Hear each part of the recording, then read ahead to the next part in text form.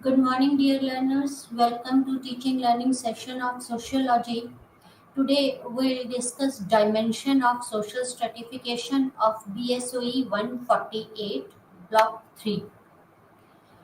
As we all know that our society has been divided, has been stratified into various stratas, and one of those stratas, one of those aspects is caste and class. Caste plays an important role in Indian social stratification. In Indian society, there are four varnas, and on the basis of four varnas, there have been various castes. There is a hierarchical model of caste system. There are some basic features of caste model. Andre Bataille has outlined the basic feature of this perspective of the caste model of Indian society while examining its usefulness as a scheme of analysis. As there are four varnas, various castes are there in these varnas, Andre Bataille tried to analyze the usefulness of this scheme of analysis.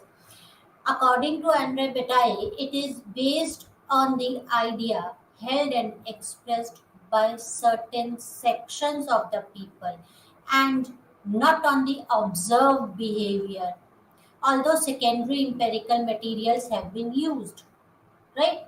So in this model, it is based on the idea held and expressed by the certain section of the people and not on the observed behavior of the people. It attaches a kind of primary and universal significance to the caste in India, as this has been conceived in the classical text because it has been written in the classical text. So, this has been taken from there. The entire system is viewed as being governed by certain more or less explicitly formulated principle of rule of the game, and the different castes, which are basic unit in this system, are conceived as fulfilling complementary functions, and their mutual relationship as seen as being non-antagonistic. Andre Bataille points out the two dangers of this model. First, that it is so general a theory that it can actually be applied to any society, not only to the Indian society. It is too general that it can be applied to any of the society. And secondly, it fails to take into account the details of the economic and the political life, because economic and political life plays an important role in stratifications. Then MS Srinivas has given the concept of Sanskritization. We have discussed the concept of Sanskritization in our last lecture. He has given the concept of Sanskritization in which the lower caste try to imitate the upper caste and try to move up. The concept of Sanskritization is one such dominant process of change in the caste system, because they try to move up because of imitation, because of their increase in the living standard. They try to imitate the behavior, the living standard of the upper caste, and they try to move up. And because of this Sanskritization process is a dominant process of change in the caste system. Sanskritization could be observed in terms of specific context in which it occurs. And secondly, as a historical process of change in the caste system as a whole. So we can see Sanskritization in terms of the specific context as well as the historical process of change in the caste system. Another process of cultural change described by the Srinivas is called the westernization. Westernization is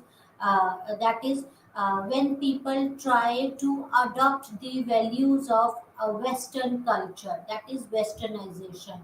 It brings about changes in the values, norms, and vary the cultural roots of the people, because they try to imitate the cultural values and the norms of Western culture. Yogendra Singh sees these to have implication for structural changes in the caste system in particular and in Indian society in general, epitomized as a revolt against the hierarchy or captured in the modernization process. According to Yogendra Singh, this is a revolt against the hierarchical system of caste in India, and it is captured in the modernization process, westernization and sanskritization. Structural changes. What are the structural changes? The structural changes appear as the land reforms, the spread of education, social legislations, democratization, industrialization, and urbanization. All these are the structural changes. Because it brings the structural changes, the land reform, education, social legislation, democratization, industrialization, urbanization, all these create or brings the structural changes in the society and the effect on the caste system, and these have effect on the caste system. Specifically, the adaptive mechanism, such as the caste association, appear as mechanism of social mobilization. And because of these structural changes, there are changes in the caste system, and there is a change of mechanism of social mobilization. All these things mobilize the society. The organization strives mainly for the fulfillment of the materialistic and mundane goals for their members, thereby making them more aware of their deprivation and structural impediments. So these industrialization process, whether it's a land reform process or the education process, all these organizations strives mainly for the fulfillment of the materialistic and the mundane goals. And because of their um, uh, these helps the members of the caste or the society to be aware of their deprivation or the structural impediments. Economic relations. The caste system has an economic and the power relations. Right? Economic relation, the caste system has also been considered to be a system of economic relations. Economy, the caste is there is a economic relation, there is a nexus between the economics and the caste system. John Menker writes that for those at the bottom, the caste system has worked a very systematic tool of exploitation and oppression, because it is a hierarchical system, and those who are at the bottom and those who are at the top, they have all the economic power, and those who are at the bottom of that hierarchy, according to the John, right?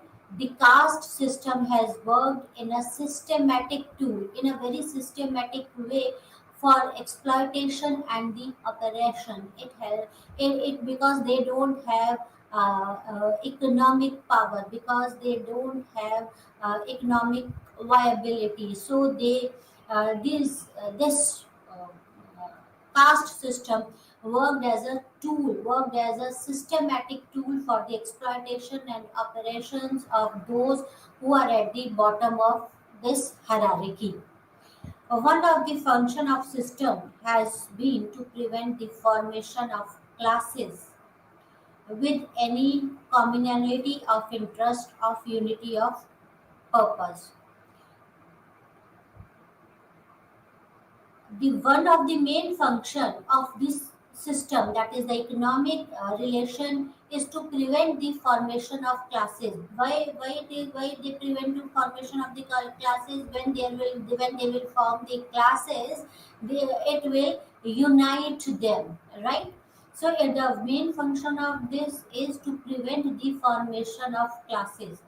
with any common interest of unity of purpose. So they prevent the formation of classes with any common purpose for unity of purpose. The main function of this system, the economic caste system, is that so that there should be the no class systems, there should be the no classes with a common interest, so that there should be the no unity. And when there will be the no unity, it is easier for the higher classes, those who are at the top of the hierarchy, to control those caste, those who are at the bottom of the hierarchy.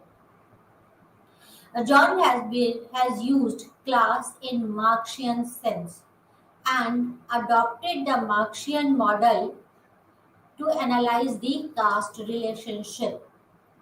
Marx has given the concept of the class conflict theory that has been given by the Marx. So John has used the class in the Marxian sense and adopted the Marxian model to analyze the caste relations with the class.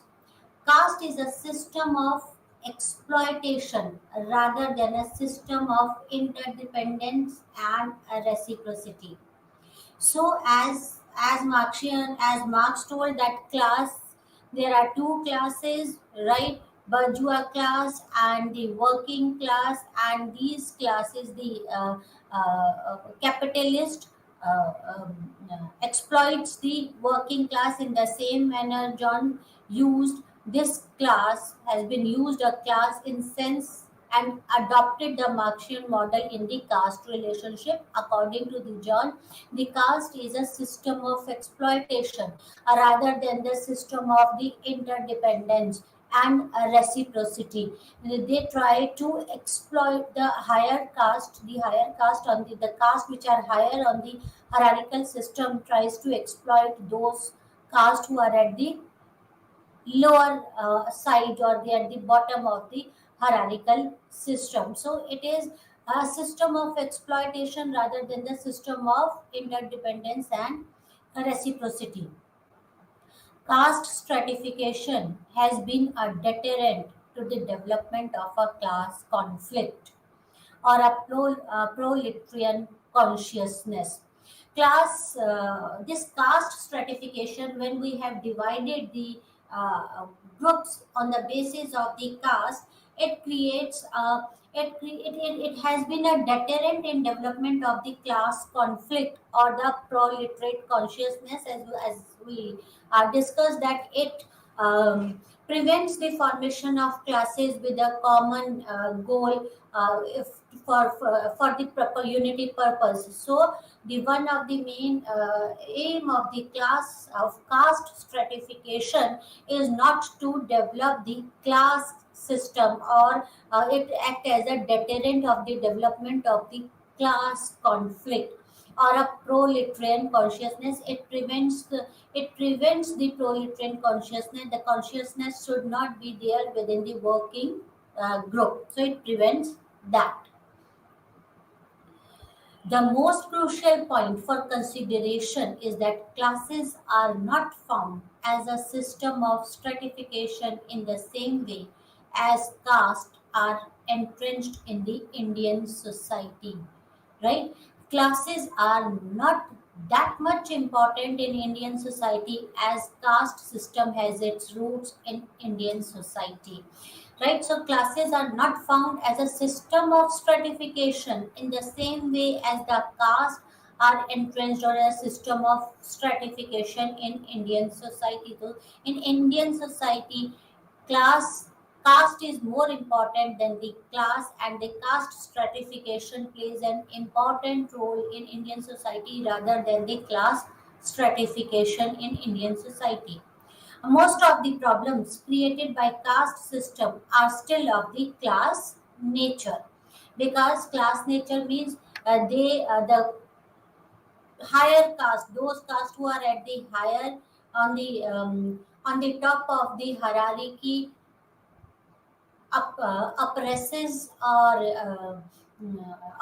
the lower caste. So Most of the problem created by the caste system stratification is same of the class system stratification. And these problems are essentially those of privileged and the disprivileged, and cannot locate these as a concrete group in a strictly Marxian sense as a class antagonism.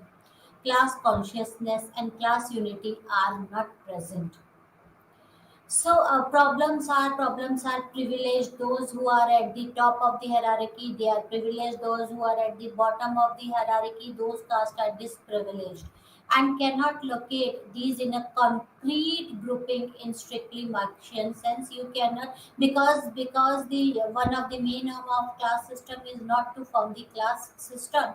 So these, they cannot locate as concrete group. They cannot locate in the concrete grouping in strictly Marxian sense. The class antagonism, class consciousness, and class unity are not present because of absence of the, because of class is not properly present. The main aim of this caste stratification is to deprive the formation of classes. So the class consciousness is not there. Because of absence of class consciousness, people don't unite together. They don't ask for their rights, right? Power and dominant caste. Power and dominant caste is the dominant caste, those castes who are at the top, who are at the top of the hierarchy.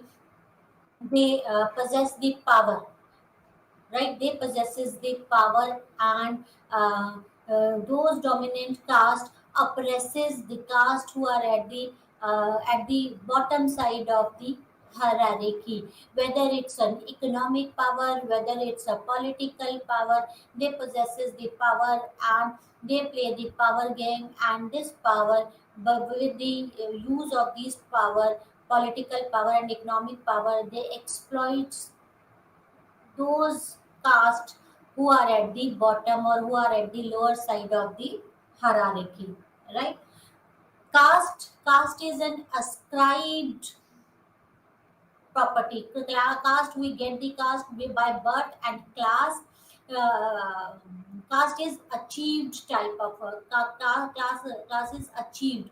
We achieve a class on the basis of our education, on the basis of our um, abilities, right? Race and ethnicity. What is race? What is ethnicity? Though the concept like race and ethnicity are considered as biological, but such concepts have deeper meaning and social constructions. Race and ethnicity are biological concepts, but these race and ethnicities, these concepts have deeper meaning and the social construction. They play very important role in stratification of society. They are not just the social construction, rather they lead to creation of various identities and marginalization of different social groups. So that's why they plays a very important role in social stratification. They, although they are the biological concept, but they have a deeper root in the social constructions, and they have a deeper meaning in society, and they lead to the creation of the various identities and the marginalizations of the different social group. We marginalize various social group on the basis of their race, on the basis of their ethnicity. What is race? If we want to define the race, how can we define a race? Race, in common parlance, race is understood as external physical feature of various human beings whose categorization depends on the features like the skin color, facial features, height, etc. So, what is race? How can we define a race? We define the race on the basis of external physical feature of human beings. external feature of human being like skin color, hair type, hair color, height, facial feature like thickness of the lips, nose, on the basis of nose, eyes. So these are the, so in this way we can define a race, that is the external physical feature of various human beings. These categories are considered as biological, that is, they are inherited. Hence, widely race is regarded as biological category, but they have a deeper roots in the social stratification or in the society or in the social construct. Although all these physical features are biological and we inherit this, these are these we get these features because of our genes, because of the genes present in our chromosomes, but still they are regarded, but they have a deeper root in society, right? A racial group is described as a group having same physical traits. So what is a race? A race, we the human beings have a different physical feature, that is a race. And what is a racial group? Racial group describe a group having a similar physical traits, those who have the similar physical traits, similar hair type or hair color, similar type of a nose structure or the lip structure, or say skin color, then that is known as a racial group. Racial group, a group having a similar physical trait, that is known as a racial group. And race, though race is differentiated on physical characteristics. It is a condition where groups see similar characteristics between themselves and seeing others as a different. So racial group is those who are that group which are having the same physical traits and they see themselves as they see these conditions where group sees similar characteristics between them and sees others as different on the basis of their skin color, their hair color, or their structure of their hair, right? Such kind of division was made basically by the physical anthropologist during 18th century and considered as scientific classification of human being. Before that there was no such classification, and this has been made by the English people while they starting decolonizations. Just to show their superiority, they started all these things. Along with physical feature, most of the times behavior characteristics were also added to the various races. There are the physical features. Apart from the physical features, behavior characteristics were also added to the various races. Frederick Farrar in 1866 lectured on aptitude of races, where he divided the people into three groups based on civilization. The first group is savage group, all African, indigenous people, people of color, with the exception of Chinese. So savage type of a people. Then semi-savage Chinese who were once savage but now well civilized. Civilized European, Aryan, and Semitic peoples are civilized. So, Frederick Farrar in 1866 divided the people into three groups based on the civilization. Civilization means savage, all African, indigenous people, people of color, with the exception of the Chinese, all are savage. Semi-savage is Chinese people, and civilized European, Aryan, and Semitic peoples are civilized people. They have done this when they started colonizing the world, and when the colonization process started, just to show their superiority, they divided it into races and ethnicity.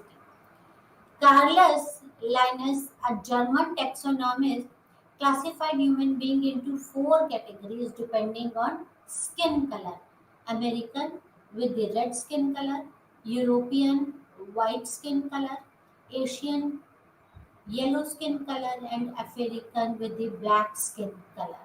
So, on the basis of civilization and on the basis of the skin color, people have been categorized into various races.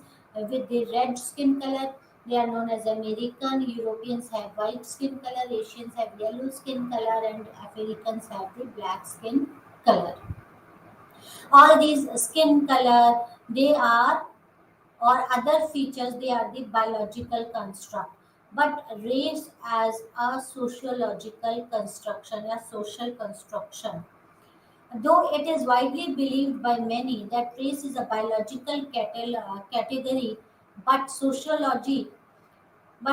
scientists or sociologists and even biologists argue that race is not a biological or inherited category, rather it is a social construct. Why they say that it is not a biological construct, it's a social construct? Because the biological studies over a race and its genetics indicate that within a so-called given race, much more variations are found than between the races. Even if there are various biological studies which indicates that within so-called given race there are much variations found than between the races. In between the races there are variations like their skin color could be different, their hair color could be different, the texture of their hair could be different, right? Their texture of their features could be different. So according to the biologist, sociologist, the race is basically a social construct rather than a biological construct, right? The creation of racial identity is the process of creation of hierarchy between the people, thereby some group enjoy power and privileges. Why they have created the racial identities, as the sociologist, social scientist said that, and even the some biologist says that this is a biological construct, this is a sociological construct rather than the biological construct, is because by through this racial, through the creation of racial identities, it creates the hierarchies between the people. Those who are white in color or those who have a fair skin, they consider themselves as superior, rather uncivilized, rather than those who are black in color. So they group more power and privileges when the white people started when the Europeans started this colonialization process. They developed the process of this racial identity just to show their power, just to enjoy the power, privileges, and show their superiority. So it's a sociological construct more than a biological concept. The idea of race has no scientific basis. So it is no scientific basis here. So it's a social construct rather more than the biological basis. The skin color of people varies due to presence of pigments and melanin in the skin. Why few people are white in color, red in color, while others are black in color or yellow in color? Because of a pigmentation, because of presence of a pigment, melanin in the skin. Melanin is a pigment which is responsible for the skin color. Those who have less melanin, they are white in color, or those who are more melanin in their skin, they are black in color, right? Racism. What is racism? As historian and other scholars admit the fact, the human originated in Africa and migrated to the different geographical location in various phases of history. So, as per historians, the human originated in Africa, and from Africa they moved to the various location in various phases of history. So basically the human originated in Africa, as per historians. People adopted the geographical differences and adopted the favorable trait suitable for those particular environment, that is the survival of the fittest. Those who adopted the changes, who adopted the favorable suitable traits according to the geographical differences, according to the particular environment, they survived. And people adopted the geographical differences and adopted the favorable traits suitable for those particular environment. During the 18th and 19th century, the colonial power in different places of world used racism to establish their supremacy. So race and racism, 18th and 19th century, the colonial power in different places in the world used racism to show their supremacy, to enjoy the power and privileges. They even took the help of the religion and science to establish their racial supremacy and the differences. Now, they took the power of the religion and the science to establish their racial supremacy and the differences. The colonial also legitimized slavery as well as lots of other myths to create subordination of black and colonized people. A race is a process of creation of othering, that is process by which you separate yourself from other people in terms of superiority and inferiority. Although race is based on the certain physical traits, but it is a process of creating others versus we, right? So race is a process of creation of othering, that is process by which you separate yourself from people, other people in terms of superiority or inferiority. This is also a process through which some people are marginalized, dominated, and controlled. On the basis of color, few people are marginalized, few people are dominated and controlled by those so called supreme people, those who enjoy power. It also creates various kind of stereotype in the race, also created, or racism also created various type of stereotypes in our society. The idea of race was not scientific, rather a process of racialization of a group. So it is not a scientific process. Race is not a scientific idea, but it is a process of racialization of a group just to show the supremacy, just to enjoy the power and privileges of few. Race was a social construction where cultural meaning is attached or imposed on it. Even the very data of race has changed, very idea of race has changed over a time. So it is not a biological construct, it is basically a social construct where cultural meaning is imposed or attached to it. Everyone wants to be a fair skinned. We like fair skinned people rather than the black skin. Why? We like straight hair rather than curly hairs. Why? How does it make the difference? The skin color and the hair color or the hair texture, how does it make a difference to a human being? Actually, a cultural meaning has been attached to these traits. Why cultural meaning has been attached to these traits? Because just white wants to show their supremacy and wanted to enjoy the power and privileges. Even the very idea of race has changed over time. Ethnicity. The word ethnic has long history. It is the word ethnic has been derived from a Greek word ethnos, meaning nation, which is not depicted as a political entity but as a unit of a person with common blood or a descent. So ethnos means common blood or a descent, means nation. It doesn't mean a political entity or a particular geographical entity, but it is a unit of a person with a common blood and a descent. Ethnics were those others who are not us. It us versus others. Ethnic are those others who are not us. Ethnic is originated from a Greek word ethnos.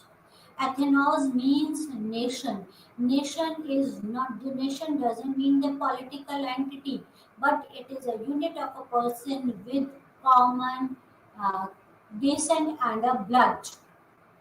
It is those who are others who are not us. By the 20th century, its meaning changed again with reassertion of its Greek roots, indicating the end of them versus us idea. Now it is used as a particular way to define not only others but also ourselves. So it defines it not only defines others but it defines ourselves. Amen. Using the French version of Athens, namely Athens, defines them as a people characterized by a common history, tradition, language, and lifestyle. So, as per a French sociologist, Amen, right, ethnic means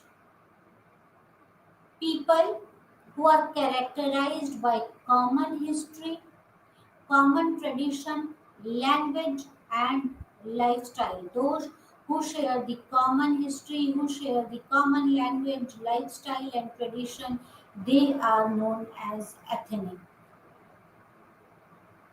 He also added a feature of uprootedness from home to this definition with common characteristic, with common language, common history, common tradition, common features, common lifestyle, and uprootedness from home, according to Omen, is ethnic. For him, ethnicity emerges when people are uprooted from their homeland due to conquest, colonization, or immigration, and diverse groups come into contact with each other in a new setting. When they uprooted from their places because of any of the reason, because of immigration, because of colonization, because of wars, because of any other thing, right? When the diverse group come in contact with each other in a new settings, then the ethnicity emerges. According to Omen, the ethnicity emerges when the people migrated from one place to another, or when the diverse group come in contact with each other because of any of the reasons, contact with each other in the new setting, then the ethnicity arises. If such displaced people are away from their homeland and yet continue to follow their native lifestyle, then they are ethnics. If they have not changed their lifestyle, if they are away from their homeland but still following their native lifestyle, then they are known as ethnics. So ethnicity is originated from a Greek word ethnos, right? It means ethnos means nation, means who share same culture or descent or the blood, right? Early conception of ethnicity. A look at the literature reveals the three popular conceptions of ethnicity: the biological conception of ethnicity, the cultural conception of ethnicity, and the psychological conception of ethnicity. Right? The biological conception is based on common genetic descent. In this sense, the ethnicity has been treated as synonyms with the race. Race means those who have common genetic descent, those who have originate, those who have same blood and same descent, or common blood or the common descent, right? So the biological conception is based on the common genetic descent, and in this sense, the ethnicity has been treated as synonyms with the. It has been treated with synonyms with the race, right? And the second conception of ethnicity involved a new thinking which differentiated race from ethnicity. So there were the three conception. The first was the biological conception. The second conception of ethnicity involved a new thinking which differentiated a race from ethnicity, that is the cultural.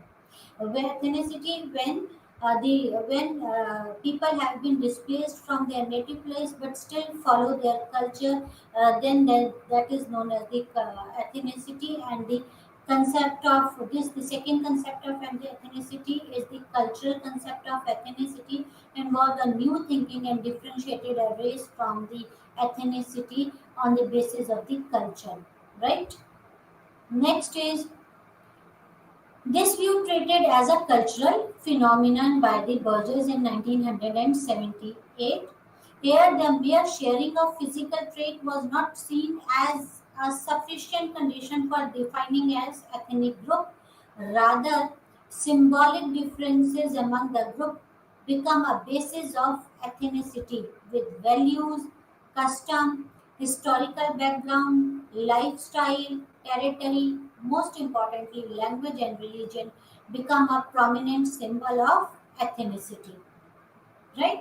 So in biological concept, the biological feature are the basic features of ethnicity when they are when they share some common ancestors, right, or the traits. While in the cultural phenomenon, just sharing the common physical traits are not sufficient condition for defining the ethnic group. Rather than this, the symbolic differences like values, custom, historical background, lifestyle, territory, their language and religion are the prominent symbol of ethnicity. The third conception of ethnicity defines it in terms of consciousness of common identity, both common descent and the cultural distinctiveness, individually and together, were no longer considered enough to constitute ethnicity. Instead, awareness among the people of a group regarding their similarity to each other and differences from other group was that gave an ethnic identity. The third was psychological. So the third concept was important, the psychological concept, that the biological concept or the cultural concept, either differently or together, are not enough to consider or to consider enough to constitute the ethnicity. Either together the biological concept or the cultural concept, or differently the biological concept or the cultural concept, they are not considered enough to constitute the ethnicity. But instead, awareness among the member of the group, and this aware regarding their similarity to each other and differences from other group was what gave them an ethnic identity. This is the psychological construct, right? Sharing of physical, attitudinal, behavior, and cultural feature was not considered sufficient to foster the ethnic feeling. So only the physical feature, the cultural feature, attitudinal feature, behavior feature, the cultural feature, they were not considered sufficient to foster the ethnic value. The group must also perceive themselves as a distinct from others.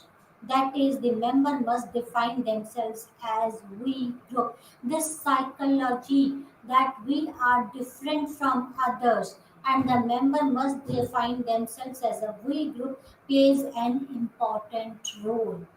So this psychological construct plays an important role. Neither biological or cultural factors separately or together plays an important role, but the psychological factor also plays an important role, that given the people perceive themselves distinct from the others and they consider themselves as weak group. Ethnic groups. There are various ethnic groups. Paul Brass in 1991 discusses the three ways of defining ethnic group in terms of objective attributes, by reference to subjective feelings, or in relation to behavior. So, ethnic group, Paul Brass discusses defining the ethnic groups on the basis of objective attributes, a reference to subjective feeling, and in relation to behavior.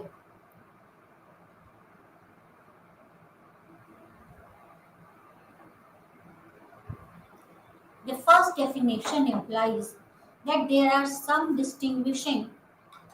The first is objective attribute. The first definition, that is the objective, implies that there are some distinguishing objective cultural features that separate one group from the another. Language, territory, religion, dress, etc. All these are ethnic markers. So the objective defines that there are some distinguished cultural feature, objective cultural features. First is objective feature, some objective cultural feature that separate one group from the other.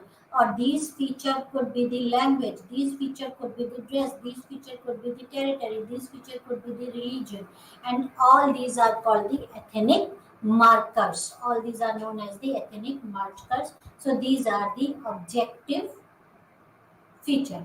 The second aspect, that is presence of subjective feeling, implies the existence of ethnic self-consciousness that we are different, that is the psychological construct, that we are different from others, that is feeling of we group should be there. So this second aspect is presence of this subjective feeling that implies the existence of ethnic self consciousness.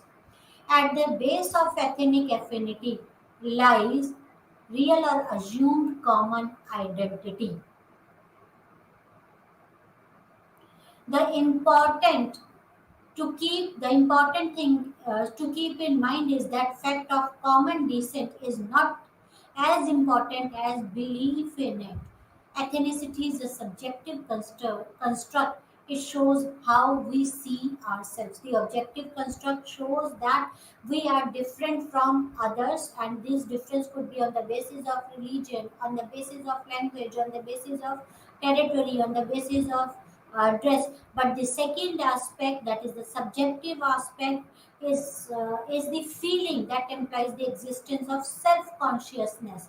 Feeling of self consciousness, that is feeling that is assumed a common identity, that we are descent from the common ancestors, we have common blood. And the important thing is to keep in mind is that fact that common descent is not important, but belief in it, that we are different from others, or we have a common descent, that belief in that is more important. And ethnicity is a subjective construct. It is how we see ourselves, right? So ethnicity is a subjective objective construct. Second is subjective construct. Ethnicity is a subjective construct. It is how we see ourselves. The third dimension, namely the behavioral one, points to the existence of concrete, specific way in which ethnic group do or do not behave in relation to or in interaction with other groups. The third is behavior one. Behavior, the third construct is the behavior construct. And it points to the existence of concrete specific way in which ethnic group do or do not behave in relation to other. or in interaction with other group, how we should behave. So the first construct is the objective construct, which says that we are different from the others, and this difference could be on the basis of the language, on the basis of the dress, religion, etc. Second is the subjective construct. Subjective construct is belief rather than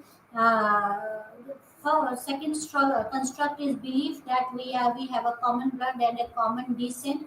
That is more important. And the third construct is the behavior construct, in which the ethnic this tells the how a ethnic group should behave in relation or interaction with the other group.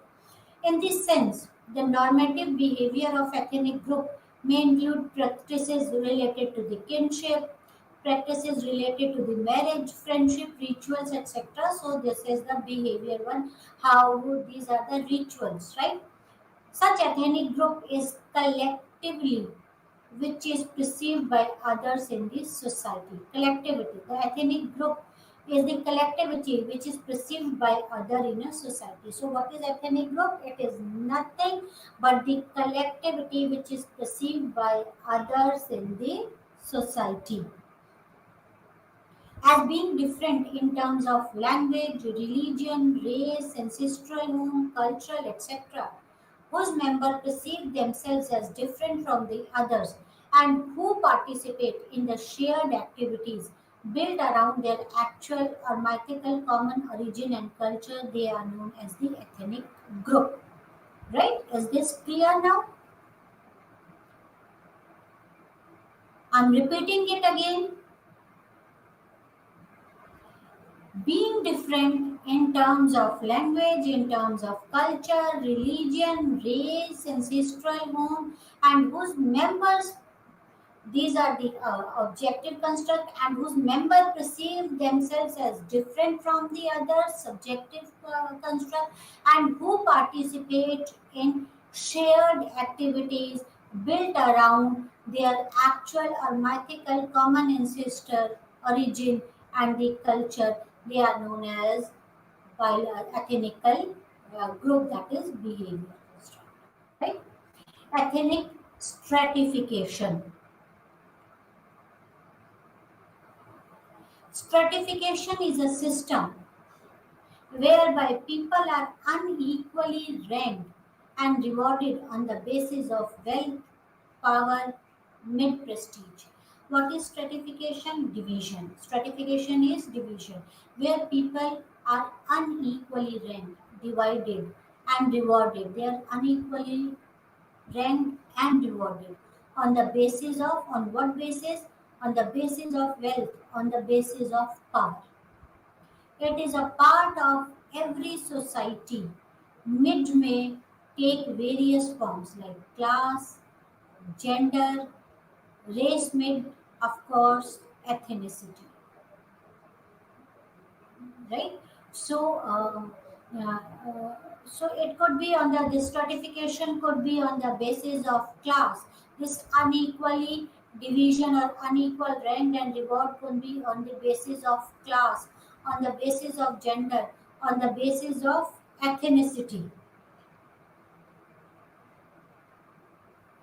Ethnicity and gender being getting some attention in stratification analysis, but ethnic stratification is even replacing the class as the foremost form of social division, since now property relations tend to be determined by the ethnic ranking instead of being it other way round.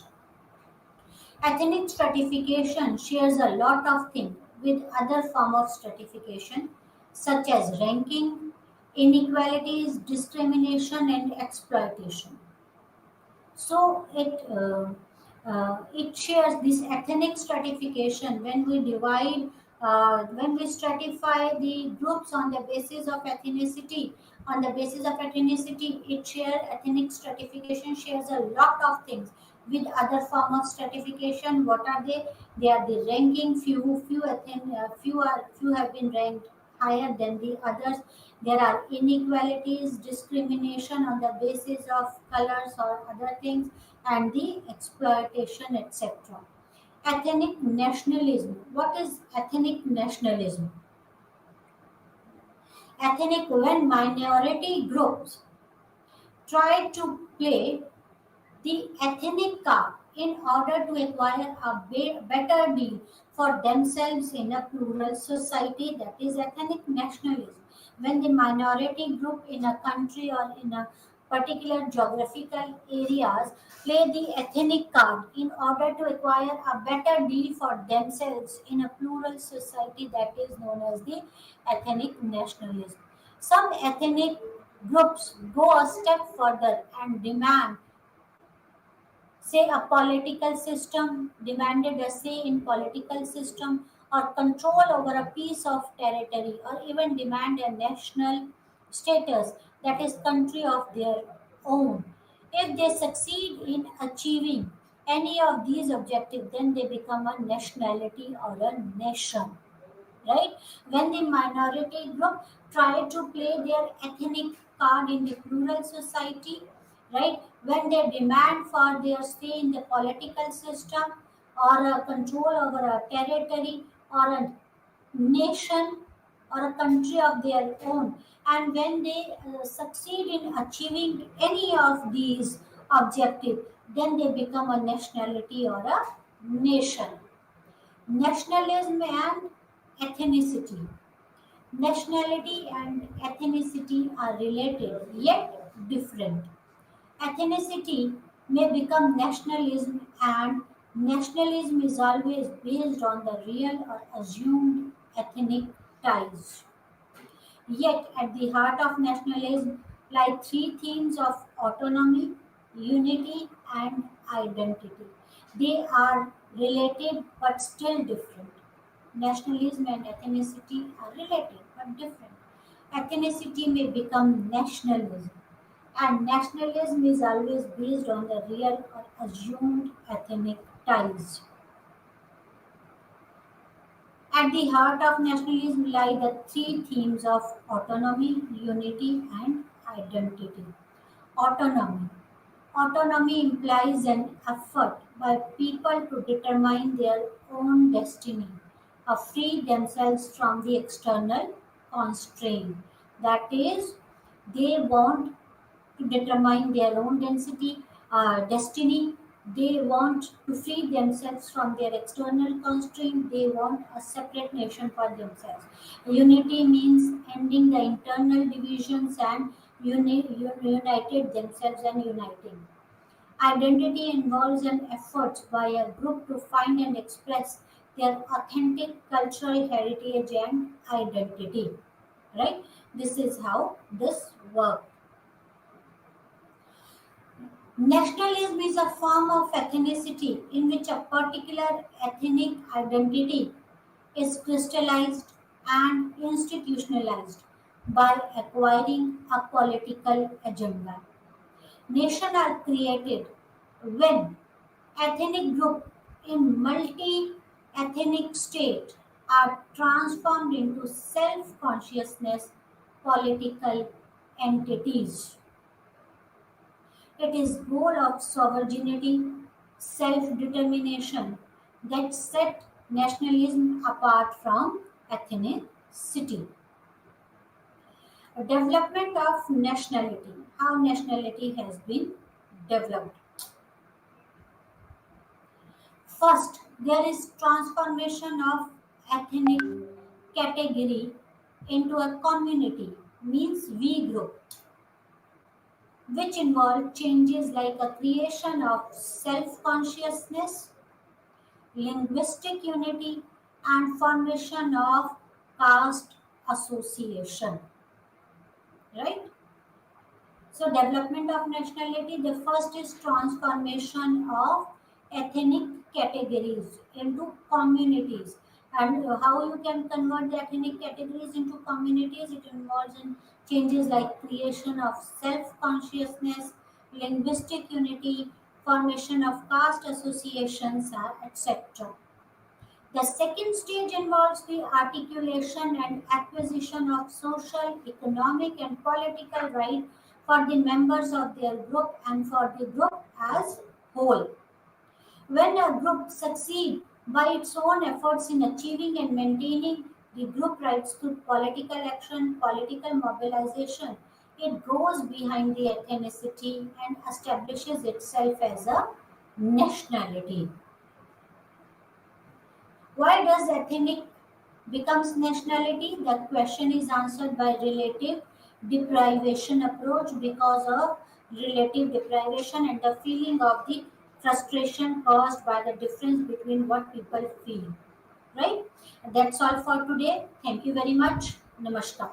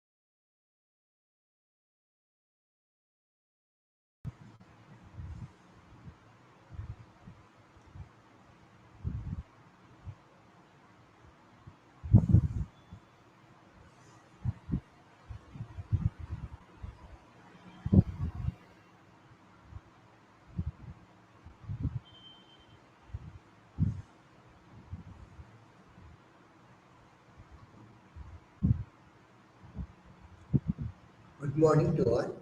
I am Dr. Krishna, Academic Counselor in Sociology. ఈరోజు మనము బిఎస్ఓసి 132 అనే book నుంచి sociology in India ఈ book పేరు అనమాట. Unit number 2 changing India అంటే మారుతున్న భారతదేశము ఏ విధంగా ఉన్నది, ఎలా మారుతూ ఉన్నది భారతదేశం అనేది ఈ లెసన్లో మనం తెలుసుకున్నాం. This is general topic and interesting topic. ఆ తర్వాత మారుతున్న భారతదేశం అంటే భారతదేశం ఏ విధంగా మార్పులకు గురైపోయి ఇప్పుడు నూతన భారతదేశంగా మనకు కనిపిస్తుంది అనేది మనం ఈ లెసన్లో చెప్పుకుంటూ ఉంటాం. ఇక్కడ మారటము అంటే చూడండి, మనము అతి చిన్నతనం నుంచి వృద్ధుల వరకు వ్యక్తులు పెరుగుతూ ఉంటాం. ఈ చిన్నతనం నుంచి వృద్ధుల వరకు మనము ఈ ఏజ్ ఫ్యాక్టర్స్లో వచ్చేటప్పుడు అనేక రకాల మార్పులు సంతరించుకుంటూ ఉంటాం మానవ జీవితంలో. అలానే సమాజంలో కూడా అనేక రకాల మార్పులు నిరంతరము జరుగుతూ ఉంటాయి.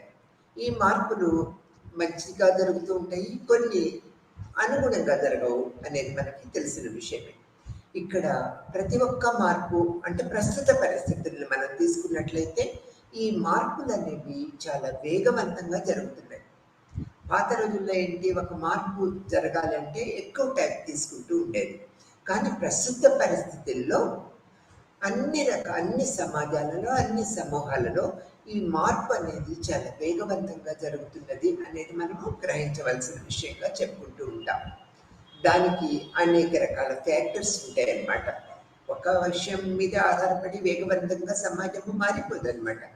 అనేక రకాల పద్ధతుల్లో సమాజము, సమూహము, వ్యక్తుల జీవిత విధానాలు అన్నీ కూడా వేగవంతంగా మారడానికి అనేక ప్రముఖ కారకాలు ఏర్పడుతూ ఉంటాయి. అవి జీవన విధానాలు, అభ్యాసాలు, సాంప్రదాయాలు, విలువలు, నమ్మకాలు, సంబంధాలు. వీటన్నిటిలో కూడా ఈ యొక్క మార్పులు జరుగుతూ ఉంటాయి. జీవన విధానంలో మార్పు జరుగుతూ ఉంటాయి అంటే జీవించే ప్రక్రియ పద్ధతుల్లో మార్పు జరుగుతూ ఉంటాయి. అభ్యాసం అంటే మనము స్వీకరిస్తూ ఉంటాం, దాంట్లో కూడా మార్పులు జరుగుతూ ఉంటాయి. సాంప్రదాయాలు, అనేక రకాల సంప్రదాయాలు, మనకి ట్రెడిషనల్ ఇండియా అని చెప్తూ ఉంటాం. ఈ సాంప్రదాయ పద్ధతుల్లో కూడా మార్పులు జరుగుతూ ఉంటాయి. విలువలు, నమ్మకాలు, అనేక రకాల సామాజిక సంబంధాల్లో ఈ మార్పులు అనేవి కొట్టొచ్చినట్లుగా మనకి కనిపిస్తూ ఉంటాయి అన్నమాట ప్రస్తుత పరిస్థితుల్లో. ఇక్కడ కాల వ్యవధి కొత్త రూపాన్ని సంతరించుకుంటూ ఉంటాయి.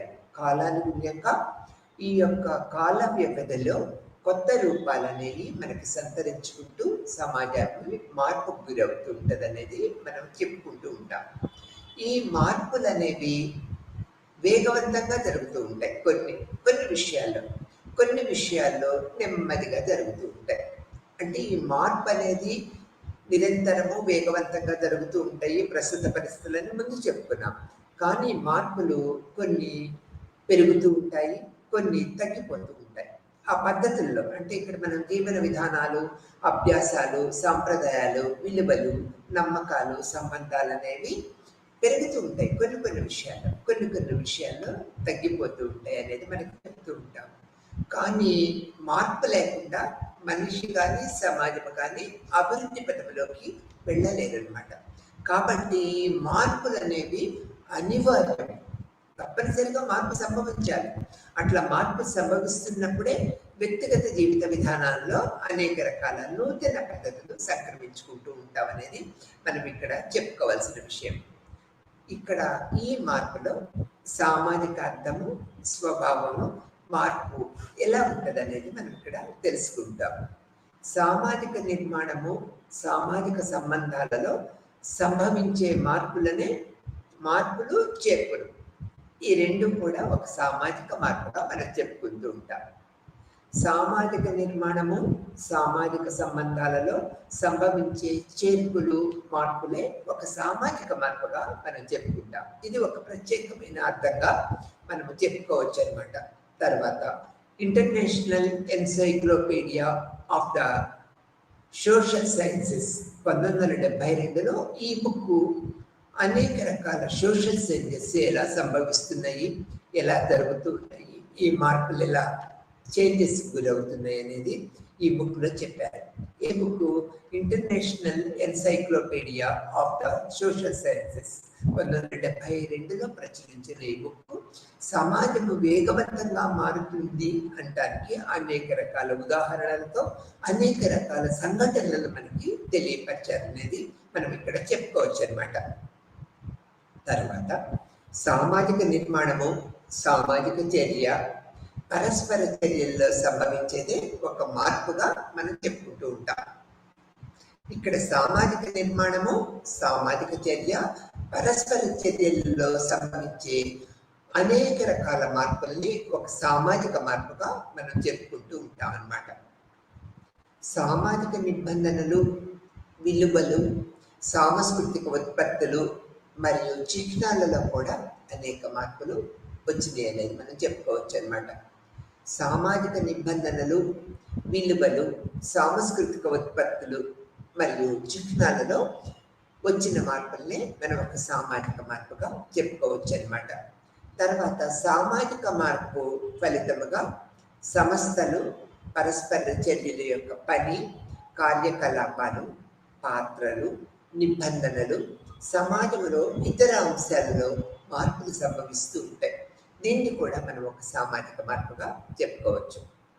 సామాజిక మార్పు ఫలితముగా సంస్థలు, పరస్పర చర్యల యొక్క పని, కార్యకలాపాలు, పాత్రల నిబంధనలు, సమాజంలో ఇతర అంశాలలో అనేక రకాల మార్పులు జరుగుతూ ఉంటాయి. ఇవన్నీ కూడా సామాజిక మార్పు యొక్క అర్థంగా మనం చెప్పుకుంటూ ఉంటాం.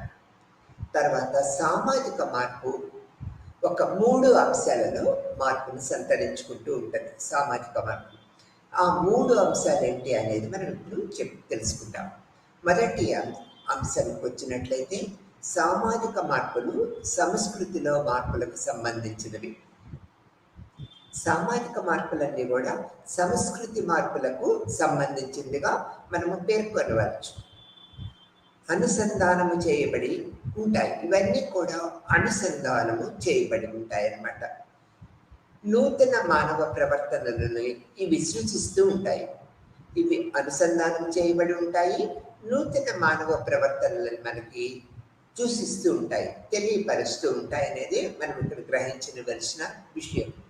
జ్ఞానము, ఆలోచనలు, కళ, మతము, నైతిక సిద్ధాంతాలు, విలువలు, నమ్మకాలలో వైవిధ్యత చూపిస్తూ ఉంటుంది.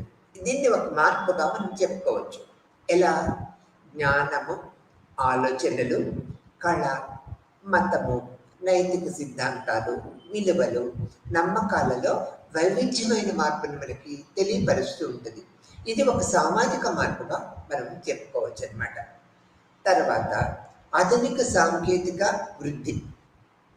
నిరంతరము ప్రపంచవ్యాప్తంగా అన్ని సమాజాలలో ఆధునిక సాంకేతిక వృద్ధి అనేది మనము కొట్టవచ్చినట్లు కనిపిస్తూ ఉంటుంది. సాంకేతిక వృద్ధి అన్నమాట. ఆర్థిక నిర్మాణాలలో మార్పులతో దగ్గర సంబంధము కలిగి ఉంటుంది. ఇది ఆధునిక సాంకేతిక వల్ల ఆర్థిక అభివృద్ధి జరుగుతూ ఉంటుంది. ఈ ఆధునిక సాంకేతిక వృద్ధి వలన ఆర్థిక నిర్మాణాలలో అనేక రకాల మార్పులు జరిగి దగ్గర సంబంధం కలిగి ఉండి సమాజంని ఆర్థిక పరంగా ముందుకు తీసుకువెళ్తూ ఉంటుంది అనేది మనం ఇక్కడ చెప్పుకోవచ్చు అన్నమాట. తర్వాత ఇది మొదటి అంశంగా మనం చెప్పుకుంటూ ఉంటాం అన్నమాట. రెండవ అంశాన్ని మనము ఈ సామాజిక మార్పులో తీసుకున్నట్లయితే మార్పు పరిధిలో వేగంగా మార్పువచ్చు. ఈ మార్పు అనేది వేగవంతంగా మార్పుని మనకి అన్ని కోణాలలో సూచిస్తూ ఉంటుంది అనేది మనం ఇక్కడ చెప్పుకుంటూ ఉంటాం. ఎగ్జాంపుల్ మనం ఉదాహరణకు తీసుకున్నట్లయితే పరిపాలనలో సంస్థలలో కేంద్రీకరణ. పరిపాలనలో సంస్థలలో కేంద్రీకరణ పద్ధతులను మనం ఇంప్లిమెంట్ చేస్తూ ఉంటాం. ఈ కేంద్రీకరణ పద్ధతుల వల్ల సామాజిక మార్పుకి గురి అవుతూ ఉంటుంది. తర్వాత వికేంద్రీకరణ పునరావృతమైనప్పుడు మార్పులు విప్లవాత్మకంగా అవ్వచ్చు అనమాట. ఇక్కడ కేంద్రీకరణ చెప్పుకున్నాం. తర్వాత వికేంద్రీకరణ పునరావృతమైనప్పుడు ఈ మార్పులు విప్లవాత్మకంగా మార్పుని సూచించవచ్చు. ఈ వికేంద్రీకరణ పునరావృతమైనప్పుడు ఈ మార్పులు ఒక వినూత్నమైన మార్పులకి మనం గోచరించవచ్చు. అవి ఒక విప్లవాత్మకంగా కూడా ఉండవచ్చు అనేది మనం ఇక్కడ చెప్పుకుంటూ ఉంటాం. ఉదాహరణ తీసుకున్నట్లయితే వలస రేట్లు, అంటే వలస ప్రక్రియ అనేది ఒక విప్లవాత్మకమైన మార్పుగా విప్లవాత్మకమైన సామాజిక మార్పుగా మనం చెప్పుకోవచ్చు. ఈ వలస రేట్లు అనేవి ప్రస్తుత పరిస్థితుల్లో చాలా ఎక్కువగా అన్ని సమాజాలలో మనకి కనిపిస్తూ ఉంటాయి అన్నమాట. తర్వాత ఈ వలస అనేది ఒక ప్రాంతం నుంచి వేరొక ప్రాంతానికి జీవనోపాధి మెరుగుపరచుకోవటానికి ప్రజలు నిరంతరము షటిల్ లాగా అటు ఇటు తిరుగుతూ ఉంటారు. ఎక్కడ అవకాశాలు ఎక్కువ ఉంటే అక్కడికి పోవటానికి ప్రయత్నిస్తూ ఉంటారు. దీనివల్ల వారి జీవిత విధానము మెరుగుపడుతుందనే అభిప్రాయాన్ని ఏర్పరచుకుంటూ ఉంటారు. అందుకని ఇక్కడ మార్పు పరిధిలో వలస రేట్లు అనేది ప్రముఖ పాత్ర వహిస్తుంది రెండో అంశంలో. తర్వాత సభ్యత్వంలో పెరుగుదల, క్షీణత. సమాజంలో ఉన్న సభ్యత్వంలో పెరగటం కానీ తగ్గటం కానీ జరుగుతుంది. ఎలా జరుగుతుంది? ఈ వలస రేట్ల ఫలితంగా జరుగుతూ ఉంటుంది అన్నమాట. ఈ యొక్క వలస రేట్ల ఫలితంగా సభ్యత్వంలో పెరుగుదల కానీ క్షీణత కానీ మనము చూడగలుగుతూ ఉంటాం, గుర్తించగలుగుతాం అనేది మనం ఇక్కడ చెప్పుకోవచ్చు అనమాట. మార్పు సమాజంలో అనేక అంశాలని ప్రభావితం చేస్తూ ఉంటుంది. ఈ సామాజిక మార్పు అనేది ఒక అంశంలోనే ప్రభావితం చేయదు, అనేక రకాల అంశాలలో ప్రభావితం చేస్తూ ఉంటుంది. మార్పు అనేది అనేక రకాల అంశాల్లో మనకు కొట్టవచ్చినట్లు కనిపిస్తూ ఉంటుంది అనేది మనం ఇక్కడ గ్రహించవలసిన విషయం. ఎగ్జాంపుల్ తీసుకున్నట్లయితే పారిశ్రామికీకరణ ప్రక్రియ. ఆఫ్టర్ ఇండిపెండెన్స్ మన దేశంలో ఎంతో పారిశ్రామిక అభివృద్ధి అనేది జరుగుతూ ఉంటుంది. అది ఒక నిరంతరమైన ప్రాసెసింగ్ మెథడ్. ఈ పారిశ్రామికీకరణ ప్రక్రియ ద్వారా సమాజం అంతా కూడా ప్రజల జీవిత విధానము సామాజికలో కూడా అనేక రకాల మార్పులు చేర్పులు జరుగుతూ ఉంటాయి అనేది మనం ఇక్కడ చెప్పుకోవాల్సిన విషయంగా ఉంటుంది అనేది మనం చెప్పుకోవచ్చు. ఇది ఒక ఎగ్జాంపుల్గా చెప్పుకుంటాం. తర్వాత కొన్ని మార్పులు నెమ్మదిగా, కొన్ని మార్పులు వేగవంతంగా జరుగుతూ ఉంటాయి. కొన్ని మార్పులు చాలా నెమ్మదిగా జరుగుతూ ఉంటాయి. కొన్ని ప్రక్రియలో కొన్ని వేగవంతంగా జరుగుతూ ఉంటాయి. ఇట్లా ఈ యొక్క ఎగ్జాంపుల్ మనం తీసుకున్నట్లయితే పారిశ్రామికీకరణ అనేది వేగవంతంగా జరుగుతుంది. తర్వాత సామాజిక జీవిత విధానం అనేది వేగవంతంగా ఉండదన్నమాట. ఇది it will take small time. వేగవంతంగా నెమ్మదిగా జరుగుతూ ఉంటుంది అనేది మనం ఇక్కడ ఎగ్జాంపుల్గా చెప్పుకోవచ్చు. కొన్ని మార్పులు నెమ్మదిగా, కొన్ని మార్పులు ఈ విధంగా వేగవంతంగా జరిగి సమాజాన్ని నూతన మార్పు విధానంలోకి నడిపిస్తూ ఉంటాయి అనేది చెప్పుకోవచ్చు అనమాట. కొన్ని ఉదాహరణలు తీసుకున్నట్లయితే పాశ్చాత్య దేశాలలో పారిశ్రామికంగా మారటానికి ఒక రోజులో పట్టలేదన్నమాట, అనేక శతాబ్దాల టైం తీసుకున్నది. అంటే వేగవంతంగా పారిశ్రామికీకరణ జరిగినా కూడా సామాజిక వ్యవస్థ అంతా మార్పుకు గురవటానికి ఎన్నో శతాబ్దాలు తీసుకున్నాయి. ఇది ఒక ఎగ్జాంపుల్గా, ఉదాహరణగా మనం చెప్పుకోవచ్చు. పాశ్చాత్య దేశాలలో పారిశ్రామికంగా మారటానికి అనేక రకాల దశాబ్దాలు పట్టిందనేది మనం ఎగ్జాంపుల్గా చెప్పుకోవచ్చు అనమాట. ఈ మార్పులు అనేవి సహజము, అనివార్యము. జీవితంలో ఒక ఇంటర్నల్ పార్ట్స్, జీవితంలో భాగాలుగా ఉంటాయన్నమాట. అనేక రకాల వైవిధ్యాలని ఈ మార్పు వల్ల మనం చూస్తూ ఉంటాం.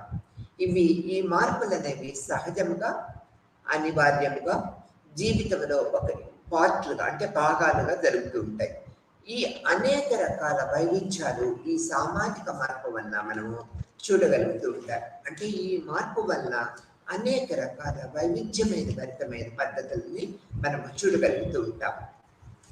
ఇది సామాజిక మార్పులో కొన్ని అంశాలుగా మనం చెప్తూ ఉంటాం. తర్వాత కొన్ని భావనలను మనము తీసుకున్నట్లయితే అన్ని మార్పులు ప్రగతిశీలమైనవి కావు. ఇక్కడ అన్ని మార్పులు అంటే ప్రగతి పదములోకి నడిపించవు అనేది మనం చెప్తూ ఉన్నాం. మొదటిది వచ్చేటప్పటికి పరిణామము. ఎగ్జాంపుల్ తీసుకున్నట్లయితే కుటుంబం పరిణామము తగ్గటముగా సామాజిక మార్పుగా మనం చెప్పుకుంటాము. అన్ని మార్పులు ప్రగతిశీలమైనవి కాదు, ఈ పరిణామము అనేది కుటుంబ పరిణామము తగ్గటము, ఆర్థికంగా ఆర్థిక పరిమాణము పెరగటం, ఆర్థిక యూనిట్ల యొక్క పరిమాణము పెరగటం అన్నమాట. ఇది ఒక మార్పుగా చెప్తూ ఉంటాం. సామాజిక నిర్మాణంలో మార్పులు నిరంతరము జరుగుతూ ఉంటాయి. ఒక మార్పు జరిగిన తర్వాత ఆగిపోవటం అనేది అట్లా ఉండదన్నమాట. సామాజిక మార్పుల్లో ఈ యొక్క నిరంతరము మార్పుకు గురి అవుతూ ఉంటుంది. ఈ భావనలో పరిణామము అనేది ఒక ప్రత్యేకమైన పద్ధతి. రెండో పాయింట్ తీసుకున్నట్లయితే పురోగతి. ఇట్లా ఇది పురోగతి అంటే సమాజము ఎక్కడ వేసిన గొంగడిలాగా అక్కడ ఉండదన్నమాట. నిరంతరము మార్పులకు గురవుతూ ఉంటుంది అనేది మనం తెలుసుకున్నాం. ఈ పురోగతి తప్పనిసరిగా జరుగుతుంది. సమాజంలో అన్ని సమూహాలలో ఈ యొక్క సామాజిక మార్పు అనేది మనకి కొట్టొచ్చినట్లు కనపడుతుంది. ఎలా? ఈ పురోగతి ద్వారా తప్పనిసరిగా మనము కనుగొనబడతామన్నమాట. ఆ మార్పు ఏ విధంగా జరిగింది అనేది మనము తెలుసుకోగలుగుతాము అన్నమాట. తర్వాత సామాజిక సిద్ధాంతాలకి వచ్చినట్లయితే అనేక మంది సామాజిక శాస్త్రవేత్తలు, సామాజిక మానవ శాస్త్రవేత్తలు అనేక రకాల సిద్ధాంతాలని, వారి యొక్క అభిప్రాయాలని వెలిబుచ్చారన్నమాట. ఇక్కడ ఈ యొక్క సిద్ధాంతాలు మనకు ఏం చెప్తూ ఉంటాయి? ఈ సామాజిక మార్పు గురించి ఒక విశ్లేషణ ఏర్పరిచింది. పాత దశ నుంచి కొత్త దశకి రావడమే ఒక సామాజిక మార్పుగా వీరు చెప్పారు. ఎలా? పాత దశ నుంచి కొత్త రూపకల్పన దశకి రావడమే ఒక సామాజిక మార్పుగా చెప్పారు. క్షీణ స్థాయి సాంకేతికంగా విస్తరించడము, అభివృద్ధి చెందడము అనేవి ఇందులో ప్రముఖ పాత్ర వహిస్తూ ఉంటాయి. క్షీణ స్థాయి నుంచి సాంకేతికంగా విస్తరించడము, అభివృద్ధి చెందడం అనేది ఒక సామాజిక మార్పులో ఈ యొక్క సిద్ధాంతపరమైన అవగాహన మనం ఏర్పరచుకుంటూ ఉంటాం. విలువలు, భావజాలాలు, సంస్థలు, జనాభాలో కలిగే మార్పుల్ని ఒక సామాజిక మార్పుగా సిద్ధాంతవేత్తలు గుర్తించారు. విలువలు, భావజాలాలు, సంస్థలు, జనాభాలో జరిగే మార్పుని ఒక సామాజిక మార్పుగా ఈ యొక్క సామాజిక సిద్ధాంతవేత్తలు గుర్తించారన్నమాట. ఆ తర్వాత మార్పు అనేది అభివృద్ధి, పరిణామము, ప్రగతి, ఆధునీకరణ, సామాజిక మార్పుల్ని సూచిస్తూ ఉంటుంది. ఈ మార్పు అనేది అభివృద్ధి, పరిణామము, ప్రగతి, ఆధునీకరణ, సామాజిక మార్పుల్ని మనకి నిరంతరము అన్ని కోణాల నుండి సూచిస్తూ ఉంటుంది. సిద్ధాంతపరమైన పద్ధతుల్లో అనేక మంది మానవ సమాజ శాస్త్రవేత్తలు, సమాజ శాస్త్రవేత్తలు అనేక రకాల పద్ధతులు చెప్పారు. ఒక్కొక్కరు ఒక్కొక్క రకమైన వివరణ ఇచ్చారు. ఇప్పుడు మనము ఈ సామాజిక శాస్త్రవేత్తలు సామాజిక మార్పు మీద ఏ విధమైన అభిప్రాయాలను వెలువచ్చారో తెలుసుకున్నాం. మొదటగా అగస్ట్ కామ్టే, ఇతను మనము సామాజిక పితామహుడు అని చెప్తూ ఉంటాం. తర్వాత కామ్టే యొక్క అభిప్రాయం ప్రకారము పారిశ్రామిక విప్లవము పరిణామ ప్రక్రియగా ఈ యొక్క సామాజిక మార్పు జరుగుతూ ఉంటుంది అనేది చెప్తూ ఉన్నారు. పారిశ్రామిక విప్లవాలు పరిణామ ప్రక్రియగా ముందుకు వెళ్ళటమే ఒక సామాజిక మార్పుగా అగస్ట్ కామ్టే అనే సామాజిక శాస్త్రవేత్త మనకు తెలియపరిచారు. తర్వాత సైంటిఫిక్ అండ్ నాన్ సైంటిఫిక్ వే వలన సమాజం నిరంతరము మార్పుకు గురి అవుతూ ఉంటుంది అనేది అగస్ట్ కామ్టే చెప్పారు. Scientific and non scientific methods వల్ల సమాజము నిరంతరము మార్పులకి గురి అవుతూ ఉంటుంది అనేది మనం ఇక్కడ తెలుసుకోవాలన్నమాట. తర్వాత హెర్బర్ట్ స్పెన్సర్ అనే సామాజిక శాస్త్రవేత్త మానవ సమాజాన్ని ఒక జీవ సంబంధమైన జీవిగా మనకు తెలియపరిచారు. మానవ సమాజాన్ని ఒక జీవ సంబంధమైన జీవిగా మనకు తెలియపరిచారు. ఒక చిన్నతనం నుంచి వృద్ధుల దశలో మనం ఎలా మార్పులు చెందుతూ ఉంటామో సామాజిక మార్పు కూడా ఒక జీవ సంబంధమైన దశగా మారుతూ ఉంటాయి అనేది హెర్బర్ట్ స్పెన్సర్ చెప్పారు. ఇది అంతర్గత మార్పుగా ఆయన అభిప్రాయపడ్డారు.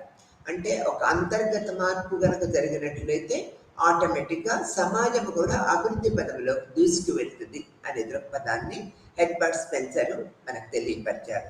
సామాజిక మరియు ఆర్థిక అభివృద్ధి మధ్య సారూప్యతలే మనకు సామాజిక మార్పుగా హెడ్బర్ట్ స్పెన్సర్ చెప్పారు. సామాజిక మరియు ఆర్థిక అభివృద్ధి మధ్య గల స్వారూప్యత ఈ యొక్క సామాజిక మార్పుని మనకి తెలియపరుస్తూ ఉంటుంది అనేది మనం ఇక్కడ గ్రహించవలసిన విషయం. ఎమిలీ డుర్ఖైమ్ అనే సామాజిక శాస్త్రవేత్త పరిణామ పదము సంఘీభావం గురించి చెప్పారు. ఈ యొక్క సిద్ధాంతంలో పరిణామ పదము సంఘీభావం అంటే మార్పు సంభవించేటప్పుడు వ్యక్తులందరూ, సమాజంలో ఉన్న వ్యక్తులందరూ ఒక సంఘీభావాన్ని కనుక తెలియపరిచినట్లయితే ఆ మార్పు శాశ్వతంగా నిలిచిపోతుంది. మార్పుని ఎవరు కూడా విమర్శనాత్మకంగా విమర్శించారు. ఆ యొక్క మార్పు అనేది ఈ సంఘీభావన ప్రక్రియ వల్ల బలపడుతుందనే దృక్పథాన్ని వెలిబుచ్చారు. ఎవరు? ఎమిలీ డుర్ఖైమ్. అందుకని పరిణామ పదము సంఘీభావం గురించి వివరించి చెప్పారనేది మనం ఇక్కడ చెప్పుకుంటూ ఉంటాం. ఇందులో నమ్మకాలు, ఆలోచనలు అనేవి ప్రముఖ పాత్ర వహిస్తూ ఉంటాయి. మన నమ్మకము, ఆలోచనలే ఈ యొక్క సిద్ధాంతపరమైన ప్రగతిపరమైన సామాజిక మార్పుగా గుర్తించారు. ఆ తర్వాత నమ్మకాలు, ఆలోచనలు అనేవి ప్రముఖ పాత్ర వహిస్తూ ఉంటాయి అనేది మనము తెలుసుకోవాల్సిన విషయం. తర్వాత పారిశ్రామిక సమాజాలు యాంత్రిక సంఘీభావన అనేది ఒక దగ్గరి సంబంధము కలిగిగా మనం చెప్తూ ఉంటాం. యాంత్రిక సంఘీభావము పారిశ్రామిక సమాజాల మధ్య ఉన్న ఐక్యత, అన్యోన్యత అంతా కూడా ఒక సామాజిక మార్పుగా మనము చెప్పుకోవాల్సిన పద్ధతి ఉన్నదనే దృక్పథాన్ని చెప్పుకుంటూ ఉంటాం. పారిశ్రామిక సమాజాలు యాంత్రిక సంఘీభావం అనే ప్రముఖ పాత్ర వహిస్తూ ఉంటాయి. వర్గీకరణ, నైతికత, బంధాలలో మార్పు ఒక మార్పుగా ఎమిలీ డుర్ఖైమ్ అనే ఒక సామాజిక శాస్త్రవేత్త చెప్పారు. వర్గీకరణ, నైతికత, బంధాలలో మార్పే ఒక మార్పుగా డుర్ఖైమ్ అనే ప్రముఖ సామాజిక శాస్త్రవేత్త మనకి తెలియపడతారు.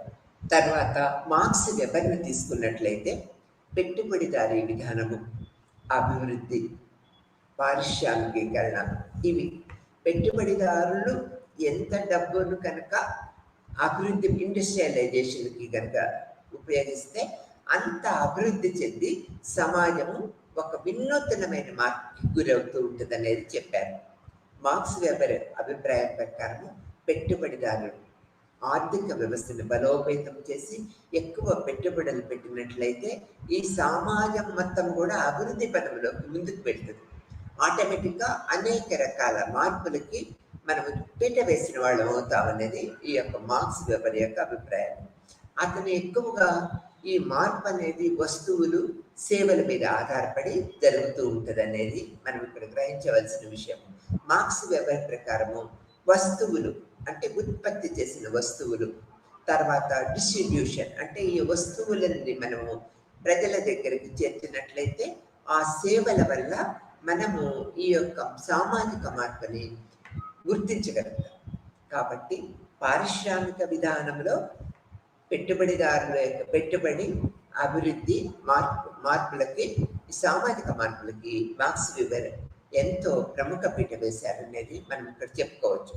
తర్వాత కార్ల్ మార్క్స్, ఇతను మనకి ప్రపంచవ్యాప్తంగా అందరికీ తెలిసిన వ్యక్తి. తరగతుల మధ్య సంఘర్షణతో వర్గీకరించబడ్డాయి అనేది సమాజం అంతా కూడా తరగతుల మధ్య గల సంఘర్షణతో వర్గీకరించబడ్డాయని చెప్పారు. తర్వాత వస్తువులు, సేవలు ఈ కార్ల్ మార్క్స్ ప్రకారము ఈ యొక్క మా సామాజిక మార్పులో ప్రముఖ స్థానాన్ని ఆక్రమించుకున్నాయి. ఈ వస్తువులు, సేవలు అనేవి ప్రముఖ పాత్ర వహిస్తాయనేది చెప్పారు. ఎన్ని రకాలుగా పెట్టుబడులు పెట్టినా ఈ యొక్క కార్మికుల యొక్క అవగాహన అంటే వాళ్ళ స్థితిగతులను మెరుగుపరిచినట్లయితే సమాజం ఆటోమేటిక్గా మార్పు గురవుతూ ఉంటుంది అనే దృక్పథాన్ని కార్ల్ మార్క్స్ మనకు తెలియపరిచారు. అందుకని తరగతుల మధ్య సంఘర్షణతో వర్గీకరించబడ్డారు. ఎవరు? సమాజాలు, సంఘము, ప్రజలందరూ కూడా ఈ విధమైన పద్ధతుల్లో వర్గీకరించబడ్డారు అనేది మనం చెప్పుకుంటూ ఉంటాం. తర్వాత ఇవి సిద్ధాంతాలు, అనేక రకాల పద్ధతులలో సామాజిక శాస్త్రవేత్తలు ఈ యొక్క సిద్ధాంతపరమైన పద్ధతులు చెప్పారు. మనం Auguste Comte, Herbert Spencer, Emile Durkheim, Max Weber, Karl Marx వీళ్ళ సిద్ధాంతాలు సామాజిక మార్పుకి ఎలా అన్వయించుకోవాలనేది మనం తెలుసుకున్నాం అన్నమాట. తర్వాత అభివృద్ధి, మార్పులు, ఆధునీకరణ. మూర్ అనే సామాజిక శాస్త్రవేత్త 1951లో పూర్వ సమాజాల సాంకేతికపై అనేక రకాల ప్రయోగాలు చేశారు. అందుకని అభివృద్ధి, మార్పులు, ఆధునీకరణ వంటి పద్ధతుల మీద ఆధారపడి ఈ సామాజిక సంస్థలు మొత్తం కూడా పరివర్తన చెందుతూ ఉంటాయి.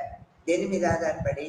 అభివృద్ధి, మార్పులు, ఆధునీకరణ ఈ యొక్క పద్ధతుల మీద ఆధారపడి సామాజిక సంస్థలు మొత్తం కూడా పరివర్తన చెందుతూ ఉంటాయనేది ఈ యొక్క పద్ధతుల్లో మనము గ్రహించవలసిన విషయము. మార్పులు ఒక సమాజం నుంచి వేరొక సమాజానికి జరుగుతూ ఉంటుంది.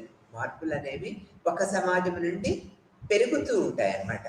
ఈ యొక్క పద్ధతులు జరుగుతూ ఉంటాయనేది మనం ఇక్కడ గ్రహించవలసిన విషయము. అన్ని సమాజాలు ఈ పద్ధతుల్ని అనుకరిస్తూ ఉంటాయి. ఇవి శ్రేయస్సు మరియు సాపేక్ష రాజకీయ సిద్ధాంతాన్ని మనకు సూచిస్తూ ఉంటుంది. ఇవి శ్రేయస్సు మరియు సాపేక్షక రాజకీయ సిద్ధాంతాన్ని మనకు చూపుతూ ఉంటుంది అనే దృక్పథాన్ని మనం ఇక్కడ చెప్పుకోవచ్చు అన్నమాట. తర్వాత మనం పద్ధతులకు వచ్చినట్లయితే ఈ విధమైన పద్ధతుల వల్ల సామాజిక మార్పు నిరంతరము మనకు గురి అవుతూ ఉంటుంది. ఎలా? డేవిడ్ లాన్ అనే అతను 1961లో వెనుకబాటుతనము, పేదరికము, పోషకాహార లోపము సమస్యలు సాంప్రదాయమును మళ్ళీ సాంప్రదాయేతర ఆలోచనలతో కూడి ముడిపడి ఉంటాయన్నమాట.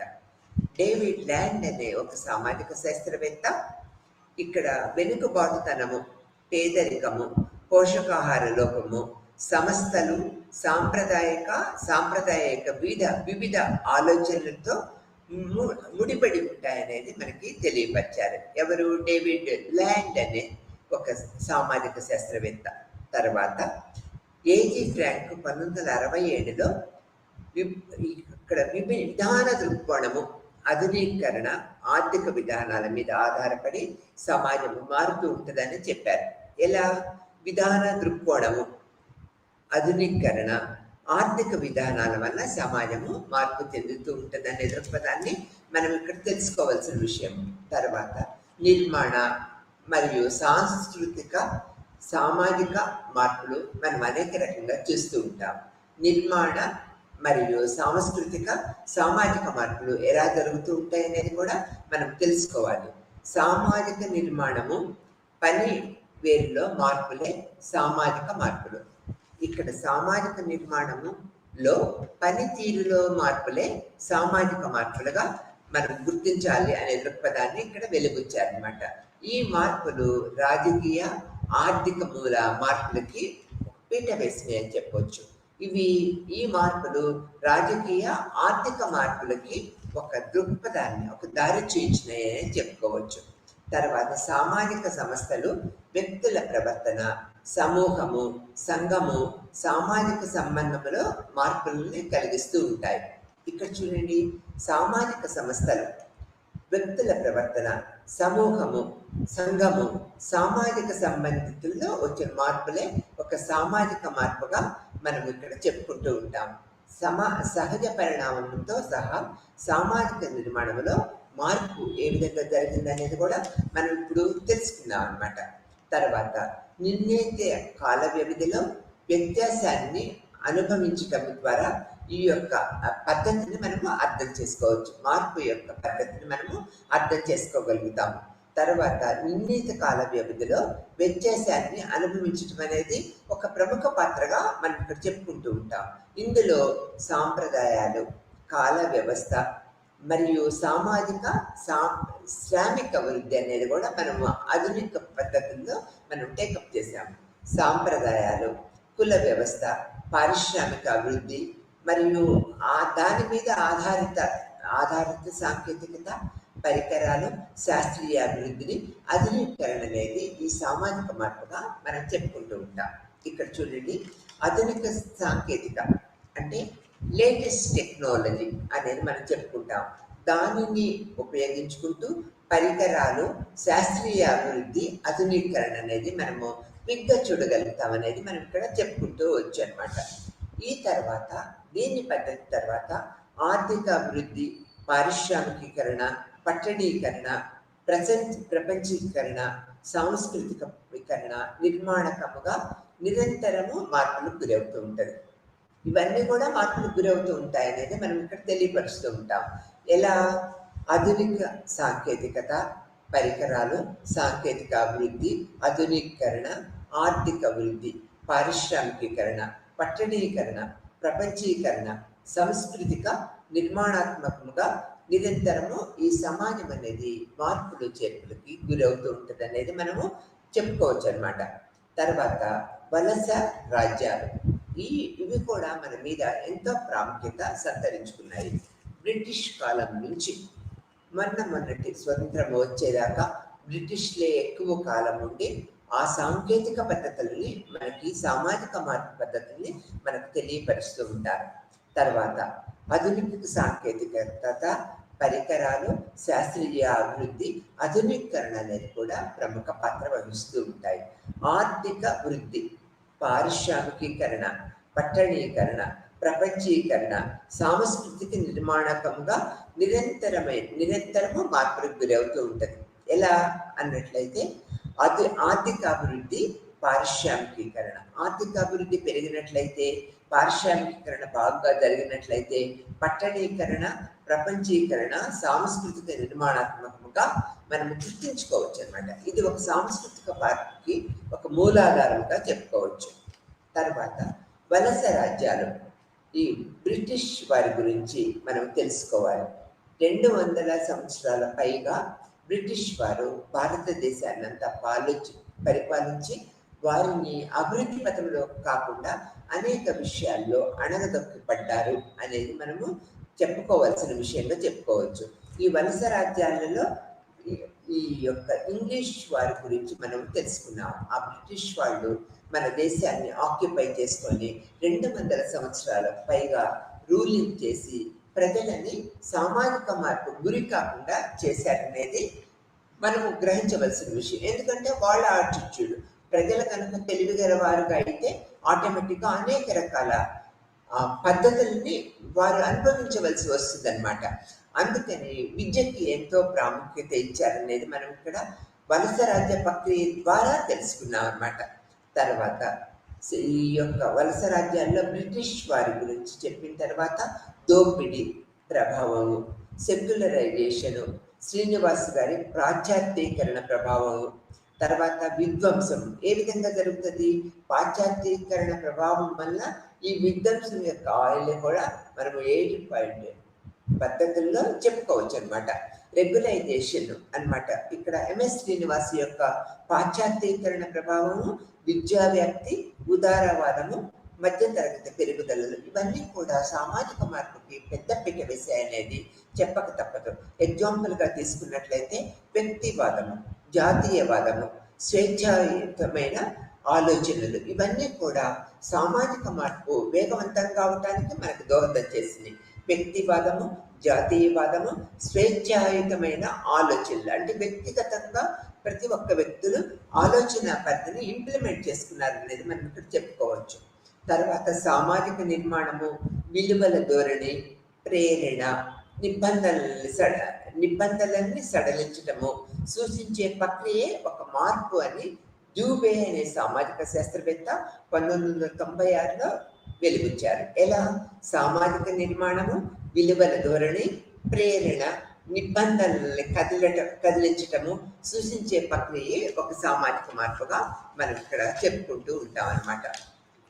తర్వాత పారిశ్రామికీకరణ, పట్టణీకరణ కూడా ప్రముఖ పాత్ర వహిస్తూ ఉంటాయనేది మనకు తెలిసిన విషయమే. ఆఫ్టర్ ఇండిపెండెన్స్ మనము భారతదేశము స్వతంత్ర పోరాటాల తర్వాత పారిశ్రామికీకరణ, పట్టణీకరణ చాలా వేగవంతంగా జరిగిందనేది మనము చెప్పుకోక తప్పదు. ఈ పెట్టుబడిదారులందరూ పారిశ్రామికీకరణ అంటే పరిశ్రమలు నేర్పించి వస్తు ఉత్పత్తులు చేసి వ్యక్తుల యొక్క జీవిత విధానాన్ని ప్రభావితం చేశారనమాట చాలా విధాలుగా. అందుకని పారిశ్రామికీకరణ, పట్టణీకరణ అనేవి ఒక ప్రముఖ పాత్ర వహిస్తాయి అనేది మనం చెప్పుకోవాలి తప్పనిసరిగా. తర్వాత పారిశ్రామికీకరణ, ఆర్థిక వృద్ధి, అభివృద్ధి అనేవి ఇక్కడ ప్రముఖ పాత్ర వహిస్తూ ఉంటాయన్నమాట.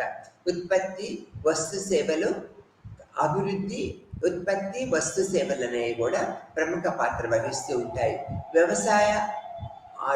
వ్యవసాయానికి భిన్నముగా పారిశ్రామిక వృద్ధి జరుగుతూ ఉంటుంది అనేది మనకు తెలిసిన విషయమే. వ్యవసాయానికి భిన్నముగా పారిశ్రామిక అభివృద్ధి నిరంతరము జరుగుతున్నదనే దృక్పథాన్ని మనము ఏర్పరచుకున్నాము. దీని ద్వారా భిన్నముగా పారిశ్రామిక అంటే వ్యవసాయం చేసే వాళ్ళు తక్కువ అవుతూ ఉన్నారు. ఇది ఒక సామాజిక మార్పుగా చెప్పుకోవచ్చు. పారిశ్రామిక అభివృద్ధి సామాజికం వేగవంతంగా ముందుకు వెళ్తూ ఉంటుంది. అన్ని ప్రాంతాలలో, అన్ని సమాజాలలో పారిశ్రామిక అభివృద్ధి జరగటం వల్ల సమాజము అనేక రకాల మార్పులు చేర్పులకి గురవుతూ ఉంటుంది అనేది మనము చెప్పుకోవచ్చు అనమాట. పారిశ్రామికీకరణ, ఆధునీకరణ, నగరాల పెరుగుదల ఇవన్నీ కూడా మనము ప్రముఖ సామాజిక మార్పు లక్షణాలుగా మనం చెప్పుకోవచ్చు. అందుకని పారిశ్రామిక అభివృద్ధి జరిగితే వ్యక్తిగత అభివృద్ధి జరుగుతుంది. సమాజంలో అనేక రకాల వ్యక్తులకి ఉద్యోగ అవకాశాలు ఏర్పడుతుంటాయి. నూతన ఆధునీకరణ పద్ధతులు సంతరించుకోవటం వల్ల సమాజము నిరంతరము మార్పుకి గురి అవుతూ ఉంటుంది అనేది మనము తెలుసుకోవాల్సిన విషయం. తర్వాత ఈ నగరాల పెరుగుదల కూడా సామాజిక మార్పుకి ఒక ప్రత్యేకమైన పద్ధతిగా చెప్పుకోవచ్చు. పారిశ్రామికీకరణ, ఆధునీకరణ, నగరాల మార్పు చెందటం వల్ల నగరంలో ఉన్న ప్రజలతో పాటు వలస వచ్చిన గ్రామీణ ప్రాంతం ప్రజలు కూడా ఈ యొక్క నగరాల పెరుగుదలకు దోహదం చేస్తూ ఉండటం వల్ల నగరాల సంరక్షణకి మనము ప్రథమ పీట వేయాలి అనేది మనం ఇక్కడ చెప్పుకోవాల్సిన విషయం. గ్రామీణ పట్టణ వలసలు. గ్రామ ప్రాంతంలో వలసలు ఎలా జరుగుతూ ఉంటాయి? జీవనోపాధి మెరుగుదలకి అక్కడ వ్యవసాయ అభివృద్ధి పథకాలు తక్కువ అవటం వల్ల గ్రామీణ ప్రాంతంలో ఉన్న మధ్యతరగతి కుటుంబీకులందరూ నగర ప్రాంతానికి వలస వస్తూ ఉంటారు. ఈ నగర ప్రాంతానికి వలస రావటం వల్ల నగరం మీద అనేక రకాల ఒత్తిడులు ఏర్పడుతూ ఉంటాయి. సామాజిక మార్పు కూడా అనేక విధాలు జరుగుతూ ఉంటది. కాబట్టి ఇక్కడ మనం ఏం తెలుసుకోవాలి? వ్యవసాయాన్ని భిన్నంగా పారిశ్రామికీకరణ, ఆధునీకరణ, నగరాల పెరుగుదల ఏర్పడటం వల్ల నగరాలలో ఉన్న ప్రజల యొక్క సంఖ్య విపరీతంగా పెరిగిపోయింది అనేది మనము ఇక్కడ చెప్పుకోవాల్సిన విషయం అన్నమాట. తర్వాత గ్రామీణ పట్టణ వలసలు. గ్రామ ప్రాంతం వాళ్ళు జీవన విధానాన్ని మెరుగుపరచుకోవడానికి పట్టణ ప్రాంతానికి నిరంతరము వస్తూ ఉంటారన్నమాట. ఈ రావటం వల్ల గ్రామ ప్రాంతంలో వ్యవసాయం కుంటుపడుతూ ఉంటుంది, పట్టణ ప్రాంతంలో అనేక జనాభా పెరుగుతూ ఉంటుంది, మురికివాడలు పెరుగుతూ ఉంటాయి, అనేక రుగ్మతలు పట్టణ ప్రాంతంలో ఈ యొక్క వలసల వల్ల మనం చూస్తూ ఉంటాం. కాబట్టి సమాజము నూతనమైన మార్పుకు గురవుతూ ఉంటుంది, నూతనమైన భావాలకి, నూతనమైన ఒత్తిడులకి గురవుతూ ఉంటుంది అనేది మనం చెప్తూ ఉంటాం. గ్రామీణ పట్టణ ప్రాంత వలసలు. తర్వాత రాజకీయ నిర్మాణాలు. అనేక రకాల రాజకీయ ప్రక్రియల ద్వారా, అనేక పద్ధతుల ద్వారా నూతనమైన అంటే కాంగ్రెస్ పార్టీ ఇప్పుడు చూడండి, ఒకప్పుడు ఎంత పెద్ద పార్టీ, ఇప్పుడు కొన్ని స్టేట్స్లో తుడిచిపెట్టుకుపోయింది. కాబట్టి రాజకీయ నిర్మాణాలని మళ్ళీ పునరుత్పత్తి చేసుకొని ఈ యొక్క ఓల్డ్ అంటే పాత పద్ధతుల్లో ఉన్న కాంగ్రెస్ సభ్యులను మనం తీసుకొని పార్టీ అభివృద్ధికి, సామాజిక అభివృద్ధికి మనము దోహదం చేయవచ్చు అనేది ఇక్కడ మనం చెప్పుకోవాల్సిన విషయం అన్నమాట. తర్వాత రాజకీయ నిర్మాణాలు. రాజకీయ పద్ధతులు ఎలా ఉన్నాయి? ఏ పార్టీ వాళ్ళు కనుక ఎక్కువ ఉన్నట్లయితే ఆ పార్టీ వాళ్ళతో మనము తిరుగుతూ ఉంటాం అనమాట. గ్రామీణ పట్టణ వలసల్లోకి రాజకీయ నిర్మాణాలు అనేటప్పటికీ అనేక రకాల అంటే మన యొక్క భవిష్యత్తు కోసము, మన యొక్క జీవన ప్రక్రియ మెరుగుదల కోసము అనేక రకాల రాజకీయ పార్టీలు వ్యక్తిగతంగా మనము ప్రాంతీయ పార్టీలు చూడండి ఎలా వచ్చినాయో, రాజకీయ పార్టీలు కూడా వ్యక్తిగత అభివృద్ధి కోసం మనము నిరంతరము అభివృద్ధి పదంలోకి తీసుకువెళ్తాయి. సామాజిక మార్పుకి ఈ రాజకీయ పార్టీలన్నీ కూడా దోహదం చేస్తూ ఉంటాయి అనేది మనం ఇక్కడ చెప్పుకోవాల్సిన విషయంగా చెప్తూ ఉంటాం అన్నమాట. తర్వాత గ్రామీణ పట్టణ వలసలు, రాజకీయ నిర్మాణాలు. తర్వాత ఇక్కడ మనము ఈ సామాజిక మార్పులో ప్రధానంగా చెప్పుకోవాల్సింది సరళీకరణ, ప్రైవేటీకరణ, ప్రపంచీకరణ ప్రక్రియ. ఇక్కడ ఇక్కడ చూడండి, సరళీకరణ విధానము అంటే రాజకీయ పద్ధతుల్లో సరళీకరణ పద్ధతులు ప్రవేశపెట్టడం వల్ల పారిశ్రామిక అభివృద్ధి జరుగుతూ ఉంటుంది. ప్రైవేట్ వ్యక్తుల్ని పెట్టుబడిదారులని పోషించడం వల్ల ప్రైవేటీకరణ ప్రక్రియలు అభివృద్ధి చెందుతూ ఉంటాయి. ప్రపంచీకరణ ప్రక్రియల్లో అనేక రకాల మార్పులు నిరంతరము జరుగుతూ ఉంటాయి. అంటే ఒక దేశంలో ఒక రకమైన మార్పు కనుక ఏర్పడినప్పుడు ఆటోమేటిక్గా ఇంకొక దేశంలో అది ఇంప్లిమెంట్ చేయడానికి కొద్దిగా టైం తీసుకుంటుంది. అందుకని ఈ నగరీకరణ, సరళీకరణ, ప్రైవేటీకరణ, ఒక ప్రపంచీకరణ పద్ధతుల వల్ల సమాజము నిరంతరము మార్పులు గురవుతూ ఉంటుంది అనేది మనం ఇక్కడ చెప్పుకోవాల్సిన విషయంగా చెప్తూ ఉంటాం అన్నమాట. తర్వాత విద్య, విద్యుత్తు, విమానయానాలు పెరగటం వల్ల ఇది ఒక నూతనమైన సామాజిక మార్పుగా చెప్పుకుంటూ ఉంటాము. విద్య, విద్యుత్తు వినియోగాల్లో ఈ యొక్క రాజకీయ పద్ధతులన్నీ కూడా ప్రముఖ పాత్ర వహిస్తూ ఉంటాయనేది మనం చెప్పుకోవచ్చు. వస్తువులు, సేవలు, ఆలోచనలు, సమాచారము, సాంకేతికత, స్వేచ్ఛా ప్రవాహము ఇవన్నీ కూడా ప్రముఖ పాత్ర వహిస్తూ ఉన్నాయి. దేనికి? సామాజిక మార్పు కూడా. ఈ వస్తువులు, సేవలు, ఆలోచనలు, సమాచారము, సాంకేతికత, స్వేచ్ఛా ప్రవాహము అన్నీ కూడా నిరంతరము సామాజిక మార్పు జరగడానికి దోహదకారులుగా ఉన్నాయి అనేది మనం ఇక్కడ చెప్పుకోవాలి. తర్వాత మాస్ మీడియా మరియు ఇన్ఫర్మేషన్ అండ్ కమ్యూనికేషన్ మెథడ్స్ వల్ల సమాజం కూడా సామాజిక మార్పుకి, ఓ సంఘర్షణ పద్ధతి అయిన మార్పుకి గురి అవుతూ ఉంటుంది. ఈ mass media and important communications అన్నీ కూడా మనము ఐసిటి అంటూ ఉంటాం అన్నమాట. ఇక్కడ మనం చూడండి, ప్రింటింగ్, టెలిగ్రాఫ్, పోస్టల్ సేవలు, టెలిఫోన్స్, రేడియో, కంప్యూటరు, మొబైల్స్ ఇవన్నీ కూడా మాస్ మీడియా మెథడ్స్ అని మనం చెప్తూ ఉంటాం. ఈ పద్ధతుల ద్వారా అనేక రకాలుగా సమాజము వేగవంతంగా మారుతూ ఉంటుంది అనేది మనం ఇక్కడ తెలుసుకోవాల్సిన విషయం అన్నమాట. ఈ విధమైన పద్ధతుల్లో ఐసిటిలో ఈ ప్రింటింగ్, టెలిగ్రాఫ్, పోస్టల్ సేవలు, తర్వాత టెలిఫోను, రేడియో ఇవన్నీ కూడా సామాజిక మార్పుకి, జీవన విధానాల మార్పుకి ఎన్నో రకాలుగా దోహదం చేస్తూ ఉంటాయి అనేది మనము చెప్పుకోవచ్చు అనమాట. తర్వాత education, satellite, fibre application, cables ఇవన్నీ కూడా విద్యా వ్యవస్థని అంటే బిలో 10th క్లాస్ ఉన్న పిల్లలకన్నీ కూడా ఈ సామాజిక మార్పు దోహదం చేస్తూ ఉంటుంది అనేది మనము చెప్పుకుంటూ ఉంటాం అన్నమాట. ఈ యొక్క పరివర్తనలో మార్పు అనేటప్పటికీ ఈ యొక్క సామాజిక ఉద్యమాల వల్ల పరివర్తనలో మార్పు, లక్ష్యాలు, సమిష్టి చర్యలు, సంస్కరణలు ప్రముఖ పాత్ర వహిస్తూ ఉంటాయి. పరివర్తనలో మార్పు అంటే సమాజంలో మార్పు మనం చెప్తూ ఉంటాం. పరివర్తన అంటే ఏంటి? మార్పు అన్నమాట. సమాజం నిరంతరము మార్పు గురి అవుతూ ఉంటుంది అనేది మనం తెలిసిన విషయమే. పరివర్తనకి, మార్పులో లక్ష్యాలు, సమిష్టి చర్యలు, సంస్కరణలుకి మనం పెద్దవేటి వేసి వారి ద్వారా అంటే ఈ సంస్కరణల ద్వారా, సమిష్టి చర్యల ద్వారా, లక్ష్యాల ద్వారా సమాజాన్ని ఒక నిత్యనితులుగా మనం సామాజిక మార్పు జరుపుతూ ఉంటాం అన్నమాట. సామాజిక న్యాయము, సమాన అధికారము. సామాజిక న్యాయం అంటే స్త్రీలకు ఎటువంటి న్యాయం చేయాలి, సామాజిక న్యాయం. తర్వాత సమాన అధికారం ఏర్పరచడం వల్ల ఆటోమేటిక్గా ఏం జరుగుతూ ఉంటుంది? స్త్రీ పురుషులిద్దరు కూడా సమాన అవకాశాలు పొందుపరచుకోవటం వల్ల సమాజ ఆర్థిక అభివృద్ధికి నిరంతరము దోహదం చేస్తూ ఉంటారనేది మనం చెప్పుకోవచ్చు. ఇక్కడ సమాజ న్యాయము, సమాన అధికారము, సామాజిక ఆర్థిక అసమానతలు మనం విడిచిపెట్టేటట్లుగా చేయాలి.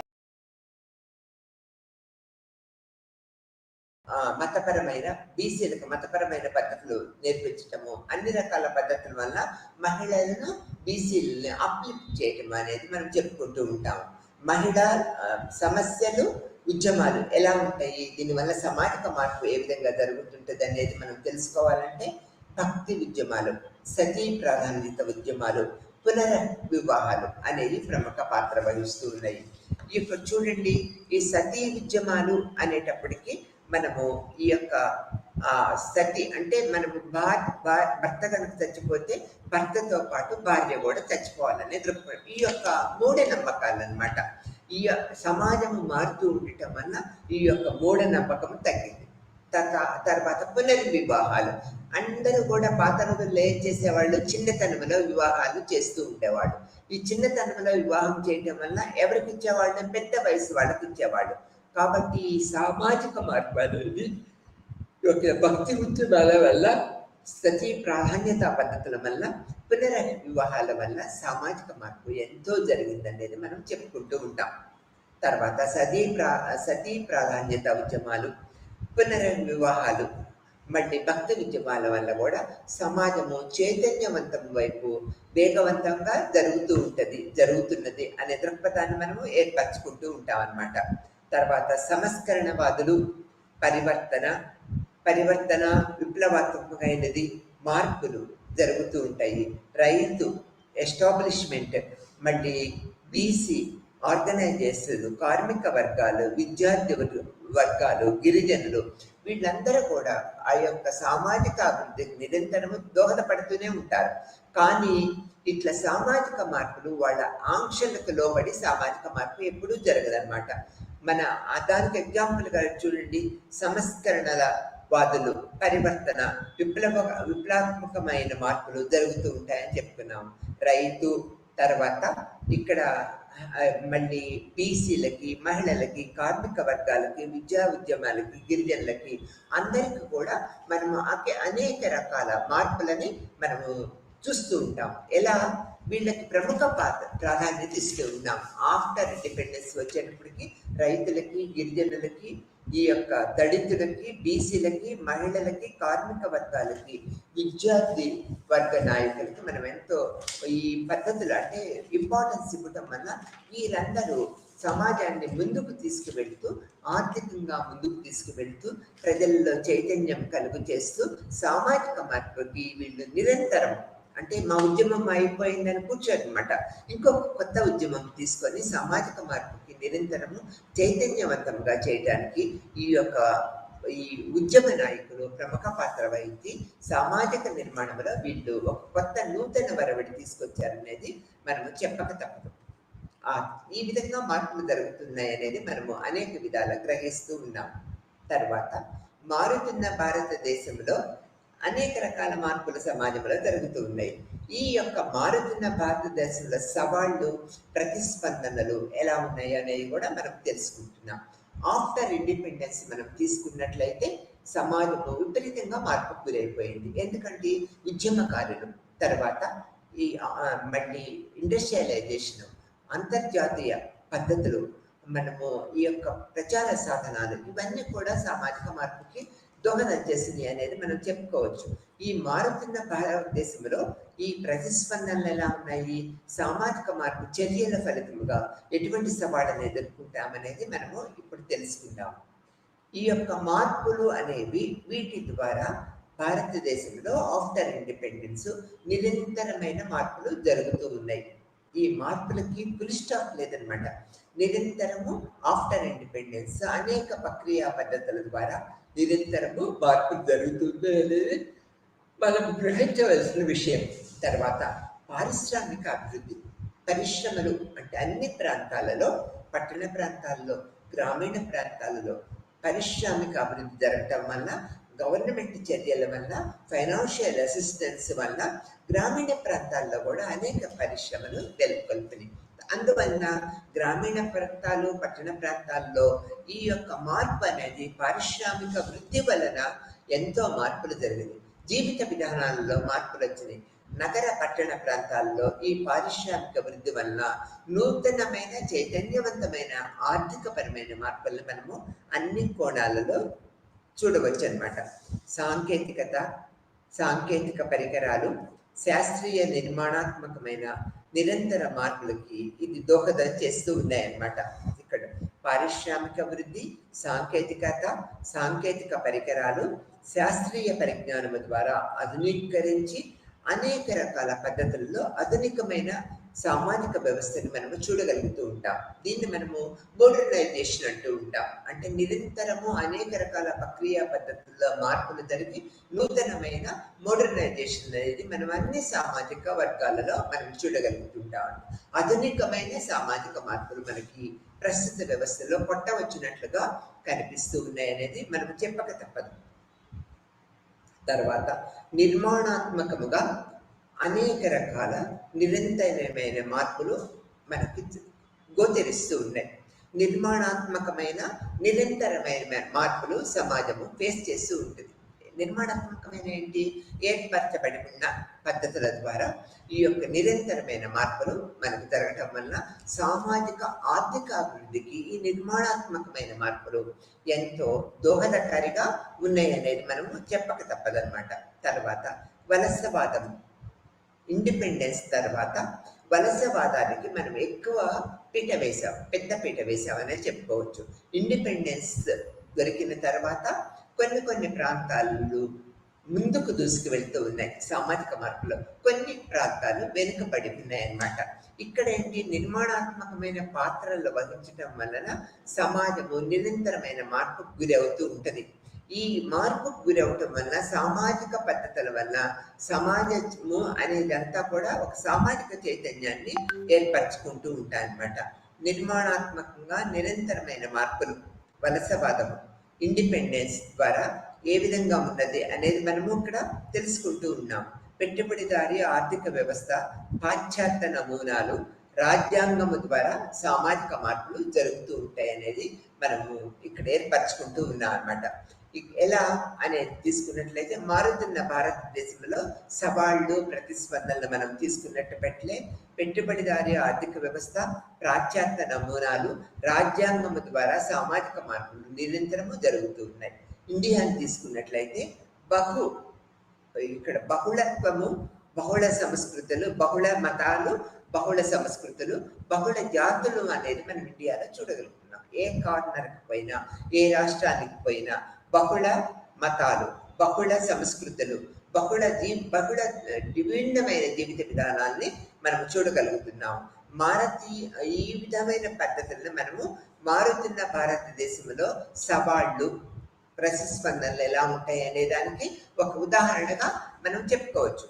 ఇప్పుడు ఈ చాప్టర్లో మారుతున్న గ్రామీణ భారతదేశం ఆఫ్టర్ ఇండిపెండెన్స్ మనం తీసుకున్నట్లయితే ఈ భారతదేశంలో ఉన్న గ్రామాలన్నీ కూడా విపరీతంగా మార్పు చెందుతూ ఉన్నాయి. ఎలా అన్నట్లయితే విద్యా వ్యాప్తి, ఇండస్ట్రియలైజేషన్, రాజ్యాంగపరమైన చట్టాలు, శాసనాలు, ఆ తర్వాత వాళ్ళ ఆశయాలు, ఏ రాష్ట్రాన్ని తీసుకున్నా ఈ పద్ధతుల ద్వారా సమాజంగా జీవన విధానంలో మార్పులతో పాటు ప్రజలలో కూడా మార్పు తీసుకొని వచ్చినట్లయితే సమాజము చైతన్యవంతంగా తయారవుతుందనే దృక్పథాన్ని మనము ఏర్పరచుకుంటూ ఉంటాం. ఇక్కడ ఏంటి? వ్యవసాయ సంస్కరణలు. ఈ యొక్క వ్యవసాయం మారుతున్న భారతదేశంలో గ్రామీణ ప్రాంతంలో, పట్టణ ప్రాంతంలో ఏ విధంగా మార్పులు జరుగుతున్నాయి అనేది మనం ఇక్కడ తెలుసుకుంటూ ఉంటాం అన్నమాట. వ్యవసాయ సంస్కరణలు అనేక రకాల శాసనసభల్లో, పార్లమెంటులో, రాజ్యసభల్లో కూడా అనేక రకాలుగా ఈ యొక్క వ్యవసాయ సంస్కరణలు ప్రవేశపెట్టడం వల్ల అనేక రకాల పద్ధతుల్లో వ్యవసాయదారులు అందరూ కూడా కలిసికట్టుగా ముందుకు వచ్చి వ్యవసాయ అభివృద్ధి చేసి మార్కెటింగ్ సౌకర్యాలను పెంచుకోవటం వల్ల సామాజిక మార్పు జరుగుతున్నది అనేది మనం చెప్పుకోవచ్చు. తర్వాత ఇక్కడ వ్యవసాయ సంస్కరీకరణ అంటే సంస్కరణలు ఎంత ఎవరు పాస్ చేయాలి? గవర్నమెంట్ ఆఫ్ ఇండియా జీవోస్ రూపంగా వ్యవసాయపరమైన పద్ధతుల్ని పాస్ చేసి వ్యవసాయ రంగంని ముందుకు తీసుకువెళ్తూ ఉన్నారు. ఎలా? మేలు రకపు వరి వంగడాలు, తర్వాత కూలీలను మనకు ట్రాన్స్పోర్ట్ చేయటము, మానసికంగా ఇప్పుడు వ్యక్తిగతంగా అభివృద్ధి ఏ విధంగా ఉంటుందో ఇక్కడ మనకి ఈ యొక్క సాంప్రదాయ పద్ధతులను ఛేదించుకొని నూతన సామాజిక వ్యవస్థ సమాజం మారుతూ ఉంటుంది అనేది మనం ఇక్కడ చెప్పుకోవచ్చు. గ్రామీణ పట్టణాలలో విలీనం అవటము, విదర్భ పత్తి రైతుల యొక్క ఆత్మహత్యలు కూడా మనం ప్రముఖంగా పేర్కొంటూ ఉంటాం. గ్రామీణ ప్రాంతంలో అన్ఎడ్యుకేటెడ్ ఎక్కువ మంది, అంటే రైతులు ఎక్కువ మంది ఉంటారు, చదువు ఉండదు. వీళ్ళందరూ కూడా జీవిత విధానం కొనసాగించాలంటే ఏం చేయాలి? వ్యవసాయం చేసుకుంటూ ఉండాలి. రైతుల యొక్క ఈ యొక్క వ్యవసాయ పద్ధతుల వల్లే వాళ్ళ జీవిత విధానము మారాలి అనేది మనం ఇక్కడ చెప్పుకుంటాం. వెట్టి చాకిరీ నిర్మూలన, తర్వాత జాబ్ మనీ సిస్టము, యాజమాన్య పద్ధతులు కడసారిగా కంప్లీట్ అయిపోవటం వల్ల కూడా ఈ యొక్క యాజమాన్య పద్ధతులు, వెట్టి చాకిరీ నిర్మూలన వల్ల చాలా మంది సామాజిక మార్పు గురవ్వకుండా, అంటే సామాజిక మార్పులు చేయకుండా ఆటోమేటిక్ తన వ్యక్తిగత జీవితాలకే ప్రిఫరెన్స్ ఇచ్చుకున్నారు. ఇక్కడ ఈ యొక్క పట్టణ అభివృద్ధి మనం తీసుకున్నట్లయితే గ్రామాలలో పట్టణాలలో గ్రామాలు విలీనం అవటం కూడా ఒక గ్రామీణ భారతదేశంలో ఉన్న ప్రస్తుత మారుతున్న గ్రామీణ భారతంలో ఉన్న ప్రస్తుత పద్ధతులే చెప్పుకుంటూ ఉన్నాము. విదర్భలో ప్రతి రైతులు ఒక ఉదాహరణ. మార్కెటింగ్ సౌకర్యం లేక పండిన పంటలు వచ్చిన తర్వాత మార్కెటింగ్ సౌకర్యం లేక ఎన్నో రకాలుగా ప్రజలు ఇబ్బంది పడుతూ ఉంటారు అనమాట. కాబట్టి ఈ యొక్క పద్ధతులు లేకుండా ఉన్నట్లయితే, విదర్భలో ఆత్మహత్యలు లేకుండా ఉన్నట్లయితే సమాజము ఎంతో అభివృద్ధి పదంలోకి ముందుకు వెళుతుందనే దృక్పథాన్ని మనము ఏర్పరచుకోవచ్చు అనమాట. తర్వాత వ్యవసాయ ఉత్పత్తులు వాణిజ్య ఏకీకరణ పెరగటం కూడా మనం దీనికి ఒక సామాజిక మార్పుగా చెప్పుకుంటూ ఉంటాం. వ్యవసాయ ఉత్పత్తులు ఎక్కువగా పెరగటము, వాణిజ్యపరంగా మార్కెటింగ్ సదుపాయాలు వీళ్ళకి కల్పించడం కూడా మారుతున్న గ్రామీణ భారతదేశంలో సంస్కరణలుగా మనం చెప్పుకుంటూ ఉన్నాం అన్నమాట. వ్యవసాయం అనేది అణగదొక్కబడటము, అగ్రవర్ణాల యొక్క ఆధిపత్యము, పట్టణాలలో జరిగే మార్పులు, పారిశ్రామిక నగరాలుగా ఏర్పడటము, తర్వాత మిశ్రమ ఆర్థిక వ్యవస్థ ఏర్పడటము, నైపుణ్యాల ఆధారిత వృత్తులని ప్రజలు ఇష్టపడటము, తర్వాత ఆలోచన విధానాలలో మార్పు రావటము, ఇవన్నీ కూడా మారుతున్న భారతదేశంలో వాటి యొక్క పద్ధతులు ఏ విధంగా ఈ పద్ధతులు ఇంప్లిమెంట్ చేసినట్లయితే ఏ విధంగా మనము పైకి పెడతామనే దృక్పథం మనకి తెలుస్తుంది అనమాట. అందుకని ఇక్కడ ఏంటి, మారుతున్న గ్రామీణ భారతదేశంలో వ్యవసాయ సంస్కరణలు, వెట్టి చాకిరీ నిర్మూలన, జాబ్ మనీ సిస్టము, గ్రామీణ పట్టణాల్లో తీసివేయటము, విదర్భ రైతు యొక్క ఆత్మహత్యలు పరిగణలోకి తీసుకోవటము, వాణిజ్యీకరణ అంటే మార్కెటింగ్ ఫెసిలిటీస్ డెవలప్ చేయటము, వ్యవసాయము అణగదొక్కటం అనేది తీసివేసి అందరినీ వ్యవసాయదారులుగా ప్రోత్సహించటము అనేది మనం చెప్పుకోవాలి. పట్టణాల్లో మార్పు వచ్చేటికి పారిశ్రామిక నగరాలు, మిశ్రమ ఆర్థిక వ్యవస్థలను ఏర్పరుస్తూ ఉంటాయి. సంస్కృతీకరణలో విద్య పెరుగుదల, అంటే విద్య ఎంతగా పెరుగుతుందో సమాజం కూడా అంతగా మార్పు చెందుతుందనే దృక్పథాన్ని మనం ఇక్కడ తెలుసుకుంటూ ఉన్నాం అన్నమాట. సంస్కృతీకరణలో విద్యలో పెరుగుదల, ఆలోచన విధానాలలో మార్పు, ఇవన్నీ కూడా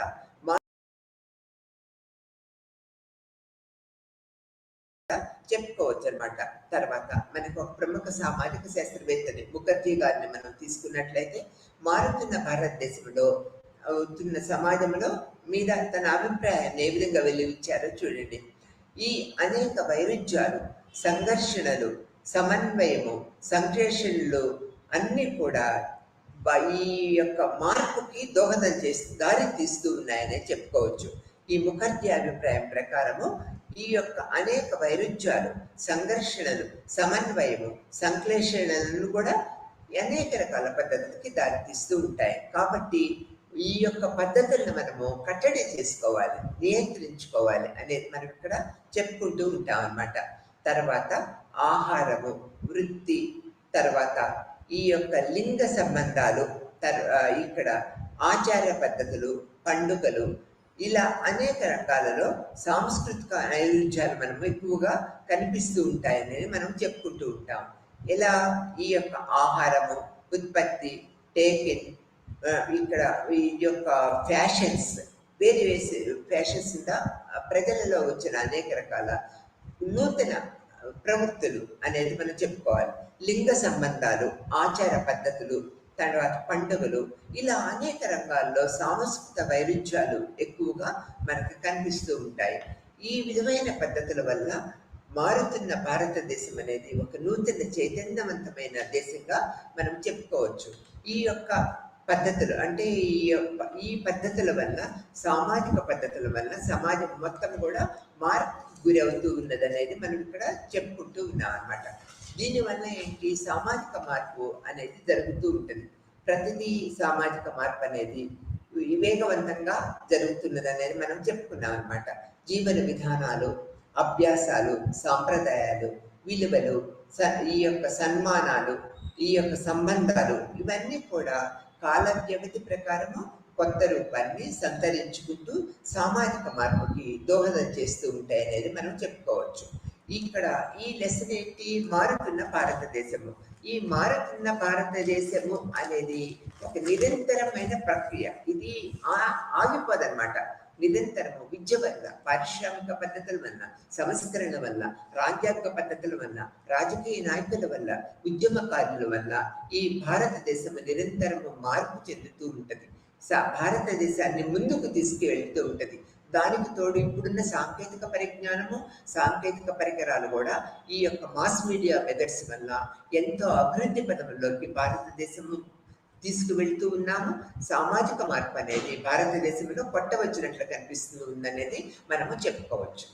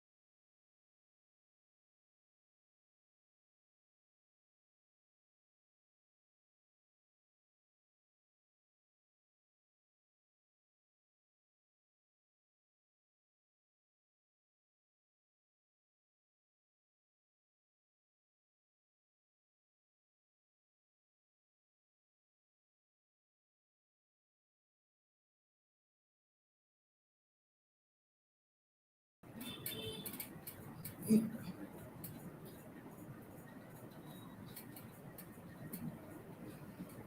afternoon.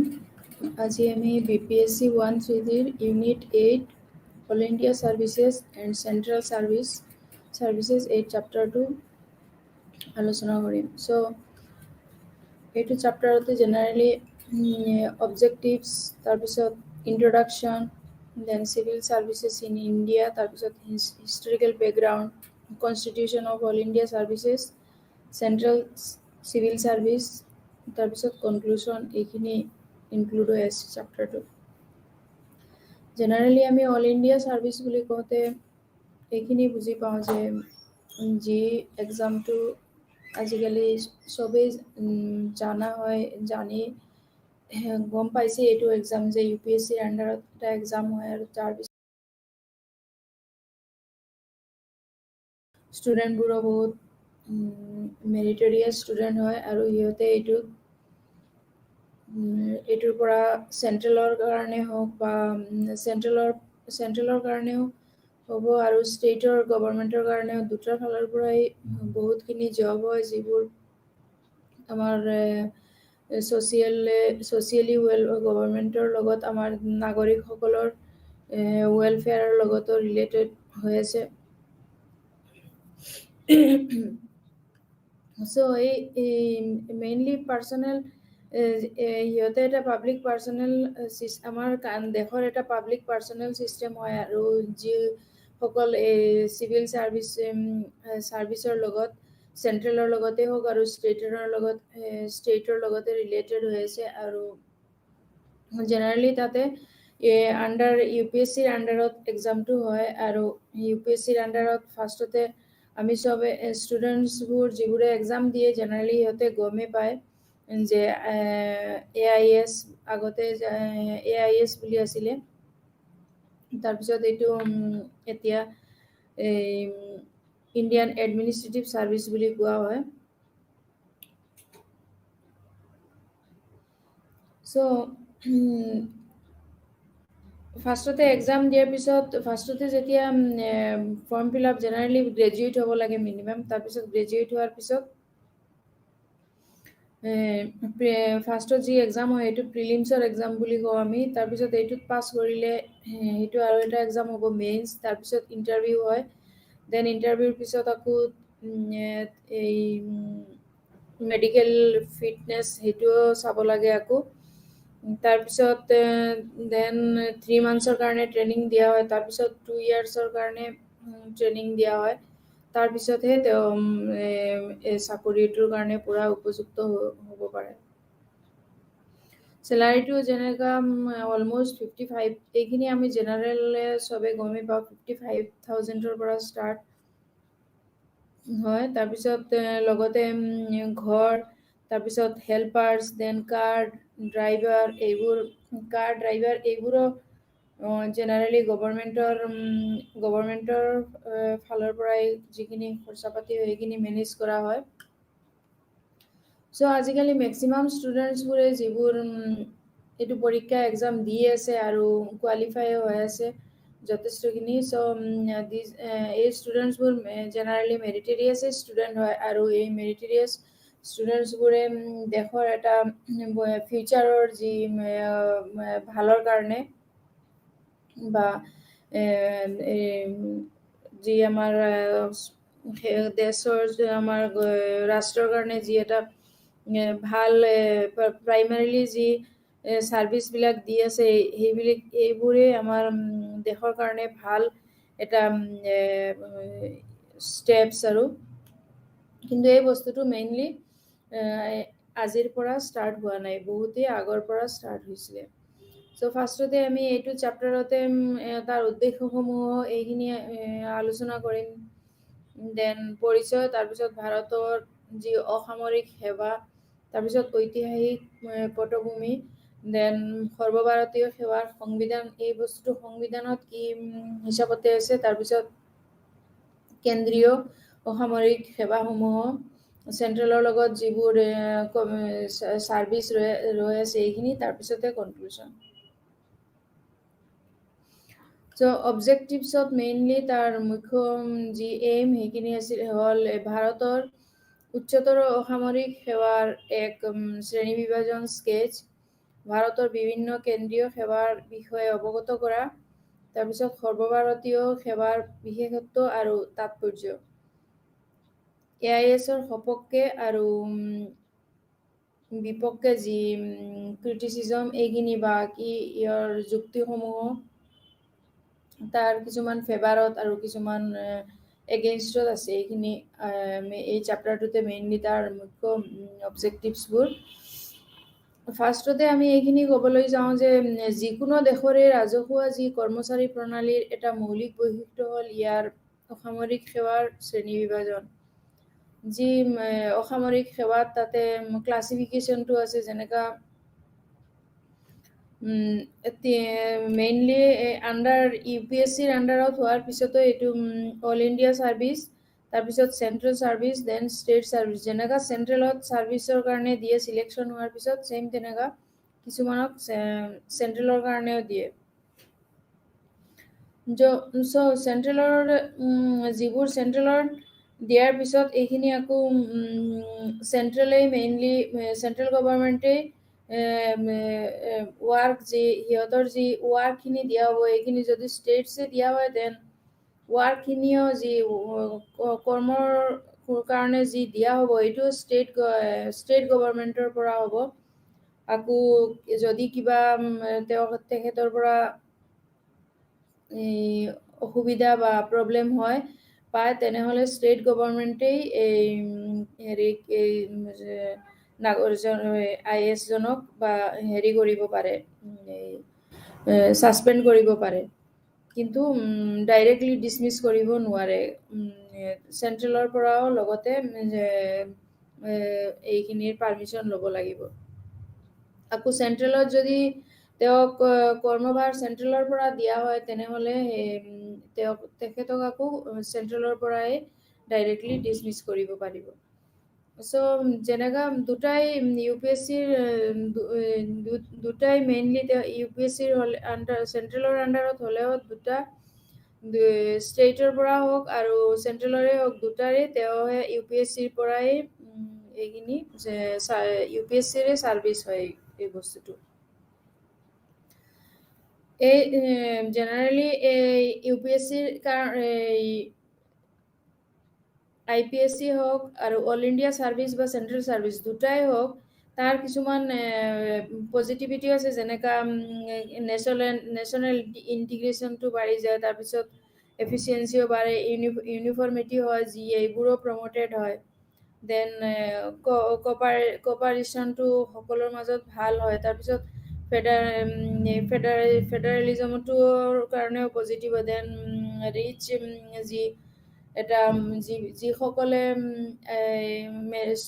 যিসকল মেৰিটৰিয়াছ তাতে নিযুক্ত হ'ব, সিহঁতৰ গোটেইখিনি ৰিচ এটা এক্সপিৰিয়েঞ্চড হয়।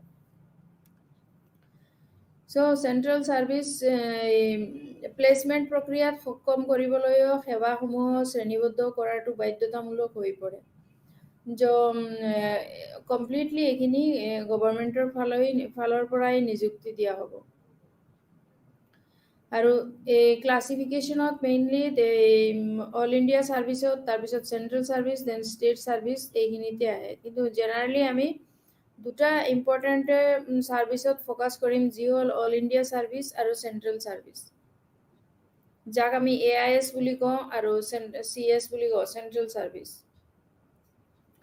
চ' চিভিল ছাৰ্ভিচত এট ফাৰ্ষ্ট চিভিল ছাৰ্ভিচটো ইউজ কৰিছিলে কোনে? সৰ্বপ্ৰথম ইষ্ট ইণ্ডিয়া কোম্পানীৰ পৰা। যেতিয়া ব্ৰিটিছ আহিছিলে তেতিয়াৰ পৰাই এইখিনি ষ্টাৰ্ট হৈছিলে। চ' তেতিয়া এষ্টাব্লিছমেণ্টটো আছিলে নন মিলিটাৰী বা চিভিলিয়ান এমপ্লয়ী ইন ইণ্ডিয়াৰ, তেনেকুৱা আছিলে। কিন্তু বৰ্তমান কালত এইটো civil service refers all government or state personnel, গোটেইখিনি গভৰ্ণমেণ্টৰ পাৰ্চনেল হৈ আছে। তেওঁ অল গভৰ্ণমেণ্টৰ যিমান চেণ্ট্ৰেলৰো হওক আৰু ষ্টেটৰে হওক পাৰ্চনেল, যি নন মিলিটাৰী কেটাগৰীত পৰিলে।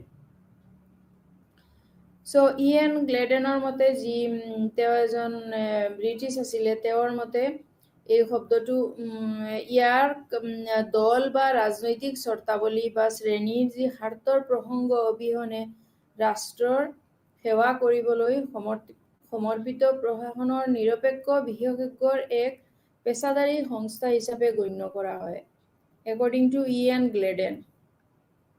তেওঁ ইয়াকে এটা দল বা ৰাজনৈতিক চৰ্তাৱলী বা ক্লাছিফিকেশ্যনৰ কিবা ভালৰ কাৰণে অবিহনে এটা ৰাষ্ট্ৰৰ সেৱা বুলি কৈছিলে, য'ত কোনো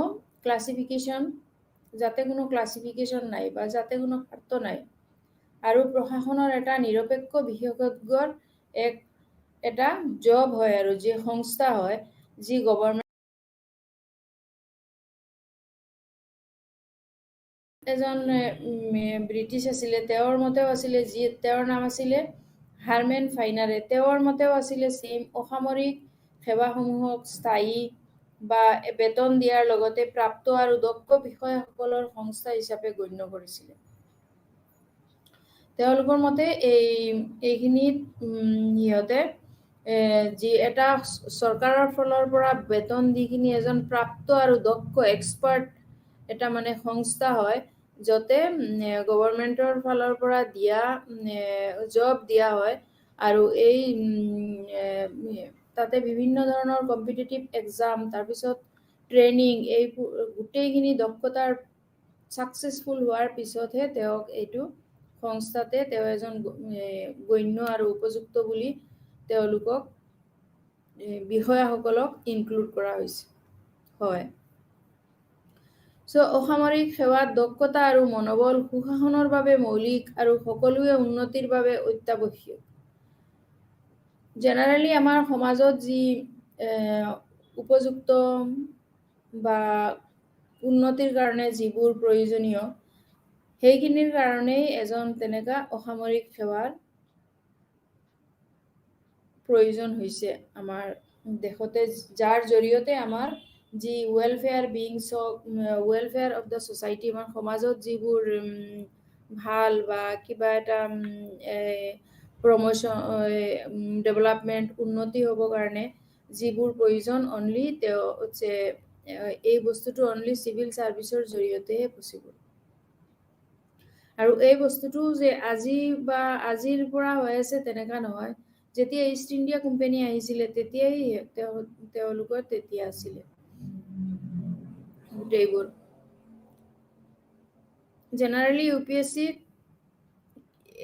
UPSCৰ আণ্ডাৰতে এই ছাৰ্ভিচটো হয়, চিলেকশ্যন হয়, আৰু ইণ্ডিয়ান চিভিল ছাৰ্ভিচত জেনেৰেলি তাক চেঞ্জ কৰি পেলাই এতিয়া ইণ্ডিয়ান এডমিনিষ্ট্ৰেটিভ ছাৰ্ভিচ 3টা ভাগত ডিভাইড কৰা হৈছিলে, আৰু Indian administrative service, Indian police service, and Indian IFS বুলি কয়, ইণ্ডিয়ান ফৰেষ্ট ছাৰ্ভিচ। IFS বুলি আৰু এটা বেলেগ আছে, যি হ'ল ইণ্ডিয়ান ফৰেন ছাৰ্ভিচ। সেইটো হ'ল বেলেগ, সেইটোও ছেইম এনেকা মেৰিটৰিয়াছ ইম্পৰ্টেণ্ট এক্সামবিলাকত দি কিনি তেওঁলোকক চিলেকশ্যন কৰা হয়, ছেইম প্ৰচেছতে। কিন্তু সেইটো IAFS বুলি কোৱা হয়, আৰু যি ইণ্ডিয়ান ফৰেষ্ট ছাৰ্ভিচ তাক জেনেৰেলি IFOS বুলি কোৱা হয়, FOS বুলি কোৱা হয়। ইণ্ডিয়ান ফৰেন ছাৰ্ভিচত জেনেৰেলি এইটো এটা বেলেগ হয়, যি IAS টো ইণ্ডিয়ান এডমিনিষ্ট্ৰেটিভ ছিষ্টেমটো ষ্টাৰ্ট হৈছিলে 26 জানুৱাৰীত 1950ত। কনভাৰ্ট হৈ পেলাই, যেতিয়া ব্ৰিটিছ আছিলে তেতিয়া বেলেগ আছিলে, যেনেকা AIS বুলি আছিলে, কিন্তু তাৰপিছত এতিয়া এইটোহে IAS বুলি 26 জানুৱাৰী 1950ৰ পিছত হ'ল। আৰু যি ইণ্ডিয়ান ফৰেন ছাৰ্ভিচ যোনটো আছিলে, এইটো 9 অক্টোবৰ 1946ত হৈছিলে।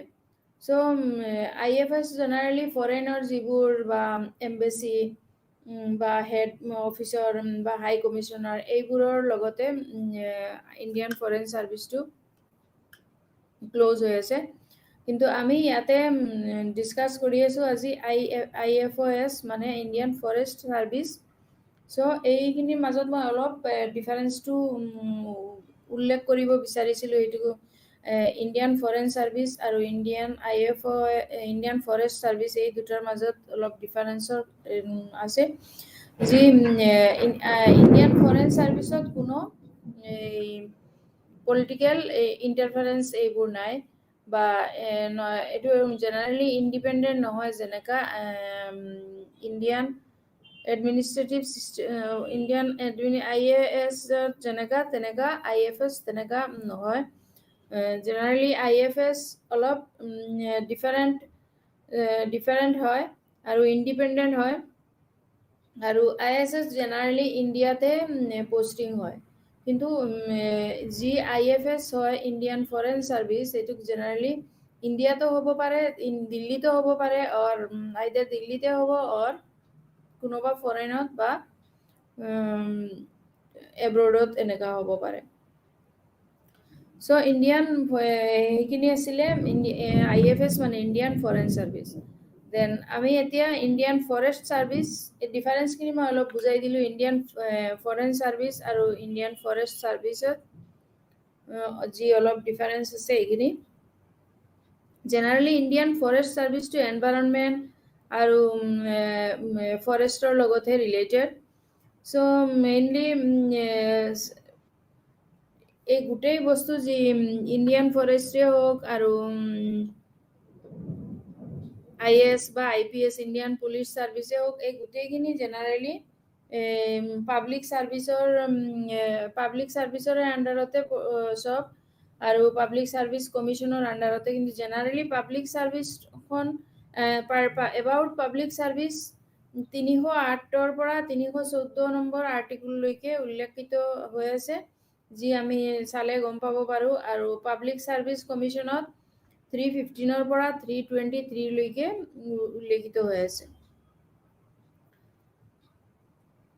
তো এই এতিয়া আমি চিভিল ছাৰ্ভিচটো ইষ্ট ইণ্ডিয়া কোম্পানীৰ পৰা কেনেকা ষ্টাৰ্ট হ'ল এইখিনি আমি হিষ্টৰিকেল যি তাৰ বেকগ্ৰাউণ্ড এইখিনি আমি কেনেকা আহিলে চিভিল ছাৰ্ভিচটো এইখিনি আমি বুজিব লাগিব সো ভাৰতত অসামৰিক সেৱাৰ ঐতিহাসিক পটভূমিৰ সময় বিভাজনৰ জৰিয়তে বুজিব পাৰি ব্ৰিটিছ যুগ ফাৰ্ষ্টতে যি ব্ৰিটিছ পিৰিয়ড আছিলে সেইটো তাৰপিছত সিহঁতে ইণ্ডিয়াৰ লগত মিলি পেলাই চেঞ্জ কৰিব বিচাৰিছিলে ভাৰতৰ ইণ্ডিয়ান এক্ট 1919 আৰু 1935 যিবিলাক আমি আগৰ ক্লাছবিলাকত ডিছকাছ কৰিছোঁ কিছুমান তথাপিও আজি আমি আৰু অলপ ডিছকাছ কৰিম তাৰপিছত ব্ৰিটিছ যুগত যিবিলাক যুগৰ পিছত যেতিয়া ব্ৰিটিছসকলে ভাৰত এৰি দিছিল তেতিয়া এই অসামৰিক সেৱাৰ কি ষ্টেপ হৈছিলে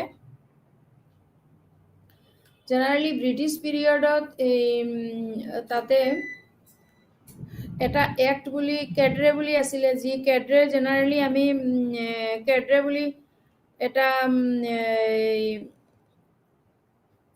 পাৰ্ট হয় যতে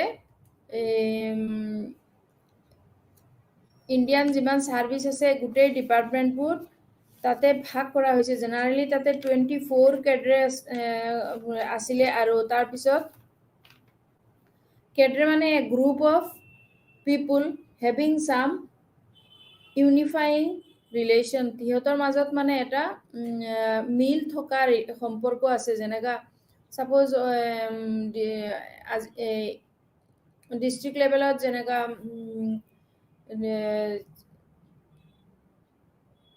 ইণ্ডিয়ান এডমিনিষ্ট্ৰেটিভ IAS এক্সাম দিখিনি তাৰপিছত যেতিয়া UPSCৰ এক্সাম দিখিনি কোৱালিফাই যেতিয়া ডিষ্ট্ৰিক্ট লেভেলত জইন কৰে সেম যেনেকা মেজিষ্ট্ৰেট লেভেলত সেম মেজিষ্ট্ৰেটৰ তাতে লৰ ওচৰত যেনেকা সেম পুলিচ IPSত যেনেকা DSP এপইণ্টমেণ্ট সেম কিছুমান বস্তু এনেকা সেম বস্তুবোৰ একে মানে ইউনিটি কিছুমান সিমিলাৰিটিজ আছে বস্তুবোৰত যেনেকা IPS হওক বা IFS হওক আৰু IAS এইখিনি বস্তুত অলপ যিসকলে এই জবটো কৰি আছে ছাৰ্ভিচ কৰি আছে সিহঁতৰ মাজত এটা সিমিলাৰিটি আছে এইখিনি বস্তুত কেড্ৰে so that means a কেড্ৰে generally 24 কেড্ৰে আছে কিন্তু তাৰ মাজতো 3টা জয়েণ্ট কেডৰে হৈ আছে আমাৰ ইয়াতে ইণ্ডিয়াত যেনেকা আসাম মেঘালয়া এটা কেডৰে,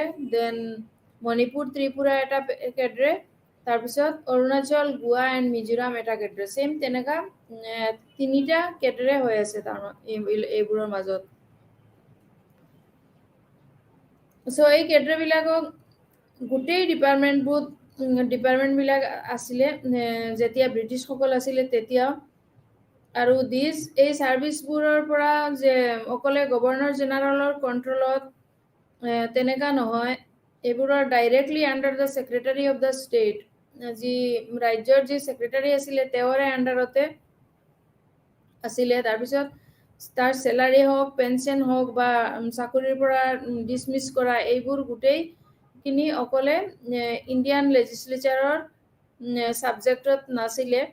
ৰাদাৰ এইটো ছেক্ৰেটাৰী বা ষ্টেট কাউন্সিলেও কি কৰিছিলে, এটা ফুল অথৰিটি দিছিলে এইবোৰ ছাৰ্ভিচৰ কাৰণে। চ' অল ইণ্ডিয়া ছাৰ্ভিচত এইখিনি আমি এই ছাৰ্ভিচেছ গোটেইখিনি control governor general directly state ছেক্ৰেটাৰীৰ আণ্ডাৰত আছিলে ব্ৰিটিছ পিৰিয়ডৰ সময়ত। এইটো যেতিয়া ব্ৰিটিছৰ পিৰিয়ড আছিলে সেইটো সময়তে। তাৰপিছত যেতিয়া গভৰ্ণমেণ্ট অফ ইণ্ডিয়াৰ এক্ট হ'ল 1919, তাৰপিছত 1935, এইখিনি সময়তে কিছুমান বস্তু যেনে 1924ত 1919ৰ এক্টটো আমি আলোচনা কৰিছিলোঁ সেইদিনাখন, যেতিয়া কিছুমান এক্ট হৈছে যিবোৰ ব্ৰিটিছসকলে সকলোৱে যদিও ইণ্ডিয়ানসকলক দিছিলে, কিছুমান অধিকাৰ দিছিলে কিন্তু গোটেইবোৰ সিহঁতক দিয়া নাছিলে, সেইটো কাৰণে এইটো এক্টটো বেছি দিন থকা নাছিলে। চ' এক্টটো চেঞ্জ হৈ পেলাই তাৰপিছত এইটো বিষয়তে যে public service union public service কমিশ্যনৰ এইটো বিষয়ত লি কমিশ্যন বুলি এটা 1924ত ৰিকমেণ্ড কৰিছিলে যে এবলিছ কৰিবৰ কাৰণে AIS-টো। আৰু পাৰ্টিকুলাৰলি এইবিলাক আৰু ডিপাৰ্টমেণ্টছ যোনবোৰ ট্ৰেন্সফাৰ হৈছিলে ইণ্ডিয়ান হেণ্ডছত, সেইবোৰক মেইনলিকে যিবোৰ 1919ত যিবোৰ ট্ৰেন্সফাৰ হৈছিলে ইণ্ডিয়াৰ লগত, কিছুমান ব্ৰিটিছে পাৱাৰ দি দিছিলে ইণ্ডিয়াক, সেইটো সময়তে যিবোৰ ট্ৰেন্সফাৰ হৈছিলে এই বস্তুবোৰক জেনেৰেলি কিছুমান লি কমিশ্যন বুলি এটা সিহঁতে ৰিকমেণ্ড কৰিছিলে যে এইবোৰ এতিয়া AIS যি ব্ৰিটিছে দিছিলে, AIS অল ইণ্ডিয়া ছাৰ্ভিচেছ, এইখিনি চেঞ্জ কৰি পেলাই সিহঁতে বিভিন্ন ধৰণৰ তাতে ইনক্লুড কৰিছিলে, যেনেকা Indian educational service, Indian agricultural service, Indian veterinary service, then roads আৰু বিল্ডিংছ ব্ৰাঞ্চ এইবোৰ, তাৰপিছত ইণ্ডিয়ান ছাৰ্ভিচ অফ ইঞ্জিনিয়াৰ্ছ, এই গোটেইবোৰ তেওঁলোকে এই লি কমিশ্যনৰ 1924 সিহঁতে ৰিকমেণ্ড কৰিছিলে। চ' তাৰপিছত আৰু Indian police service, then forest service, Indian medical service and irrigation service, বিভিন্ন ধৰণৰ বস্তুবিলাক তেওঁলোকে তাতে ইনক্লুড কৰিছিলে। চ' এইটো গম পোৱা গৈছে যে 1909ত লি কমিশ্যনে ৰিকমেণ্ড কৰা ইভলিউশ্যনটো হঠাৎকৈ অল ইণ্ডিয়া ছাৰ্ভিচত ইভলিউচ কৰি পেলাই এইখিনি সিহঁতে এড কৰিছিলে, এইবোৰ যিমান নতুনকৈ যিবোৰ ব্ৰিটিছৰ পৰা আঁতৰাই আনি এইখিনি ইণ্ডিয়ানৰ লগত এড কৰি এইবোৰ বস্তুও সিহঁতে ইমপ্লিমেণ্ট কৰিছিলে। তাৰপিছত 1935ৰ এক্টত আকৌ গোটেই ৰিকুৱাৰমেণ্টছবোৰ কৰা হ'ল প্ৰভিন্সিয়েল গভৰ্ণমেণ্টৰ আণ্ডাৰত। যেতিয়া তাতে চেঞ্জ হ'ল, যি আমি সেইদিনাখন আলোচনা কৰিছিলোঁ যে দুটা ডাইৰেক্টৰী আমাৰ গভৰ্ণমেণ্টটো আছিলে, সেইটো চেঞ্জ হৈ কিনি এতিয়া প্ৰভিন্সিয়েল গভৰ্ণমেণ্ট হ'ল, আৰু গোটেইখিনি তেওঁলোকে প্ৰভিন্সিয়েল গভৰ্ণমেণ্টৰ আণ্ডাৰত আনিছিলে, কিন্তু ষ্টেট ছেক্ৰেটাৰীৰ আণ্ডাৰত নহয়। এইখিনি 1919 এক্টত আৰু 1935ৰ এক্টত এইখিনি কৰিলে। তাৰপিছত পষ্ট ব্ৰিটিছ পিৰিয়ডত আকৌ 1946ত যেতিয়া ব্ৰিটিছসকলে দেশ এৰি গৈ আছে অলৰেডি, গ'লেই তেতিয়া Sardar Patel secured an agreement of এই প্ৰভিন্সিয়েল গভৰ্ণমেণ্টৰ কাৰণে চৰ্দাৰ পাটেলে এটা গভৰ্ণমেণ্টৰ কাৰণে তেওঁ দিছিলে আৰু তেওঁকে জেনেৰেলি কি বুলি কোৱা হয় ফাদাৰ অফ দ্য AIS বুলি কোৱা হয় চৰ্দাৰ পাটেলক বিকজ তেওঁহে সেইটো সময়ত যথেষ্ট গুৰুত্ব দিছিলে এইটো বিষয়ৰ ওপৰত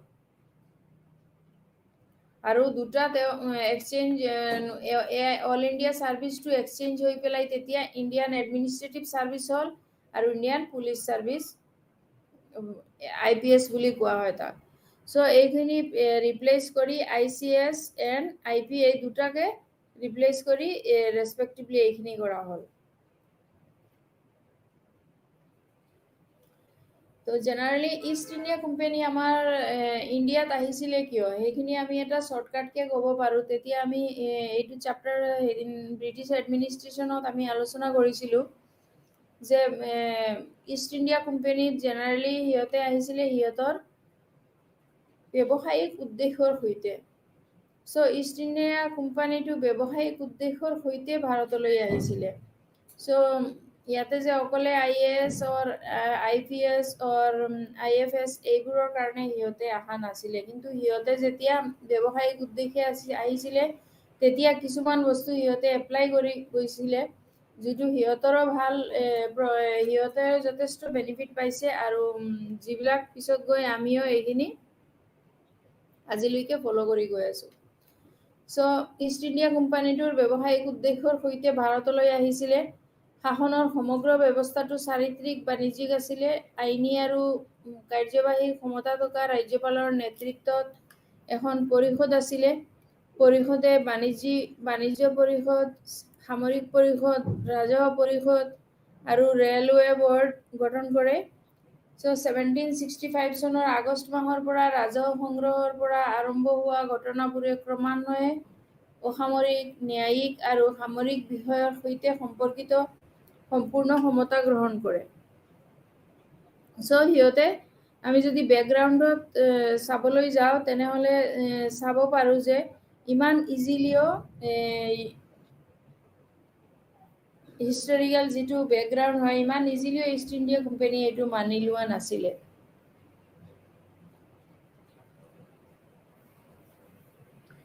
দেন লৰ্ড কৰ্ণৱালিছ আৰু লৰ্ড ৱালেছৰ শাসন আছিলে দেন সচিবালয়ত শাখাগত ব্যৱস্থা লৰ্ড বেণ্টিঙৰ শাসনৰ অধীনত কৰা হৈছিলে তাৰপিছত চাৰ্টাৰ আইন যি 1833 অধীনতে বংগৰ যি গভৰ্ণৰ মানে ৱেষ্ট বেংগলৰ যি গভৰ্ণৰ আছিলে তেওঁ জেনেৰেলক ভাৰতৰ গভৰ্ণৰ জেনেৰেল হিচাপে নিযুক্তি কৰা হৈছিলে আৰু যি এতিয়া ভাৰতৰ ব্ৰিটিছ প্ৰশাসনৰ মুৰব্বী হ'ব আফটাৰ সিহঁতৰ ৰাজত্বকালৰ যেতিয়া সিহঁতে আছিলে তেতিয়া দেন লৰ্ড ডালহৌচীৰ বিফলতাৰ মতবাদী কোম্পানীটোক ভাৰতীয় ৰাজ্যসমূহৰ নীতিগত বিষয়বোৰৰ ক্ষমতা আৰু নিয়ন্ত্ৰণ ৰাখিবলৈ সক্ষম কৰিছিলে চ' গোটেই যে ব্ৰিটিছবোৰ বেয়া আছিলে তেনেকুৱা নহয় তাৰ মাজতো কিছুমান আছিলে যিসকলে আমাৰ দেশৰ কাৰণে বা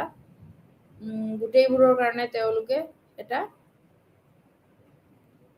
ভাল চিন্তাধাৰা কৰিছিলে চ' এইটোৱেই যে ইংৰাজসকলক ৰাজহুৱা অধিকাৰৰ সৈতে এক শক্তিশালী আধাৰ স্থাপন কৰাত সহায় কৰিছিলে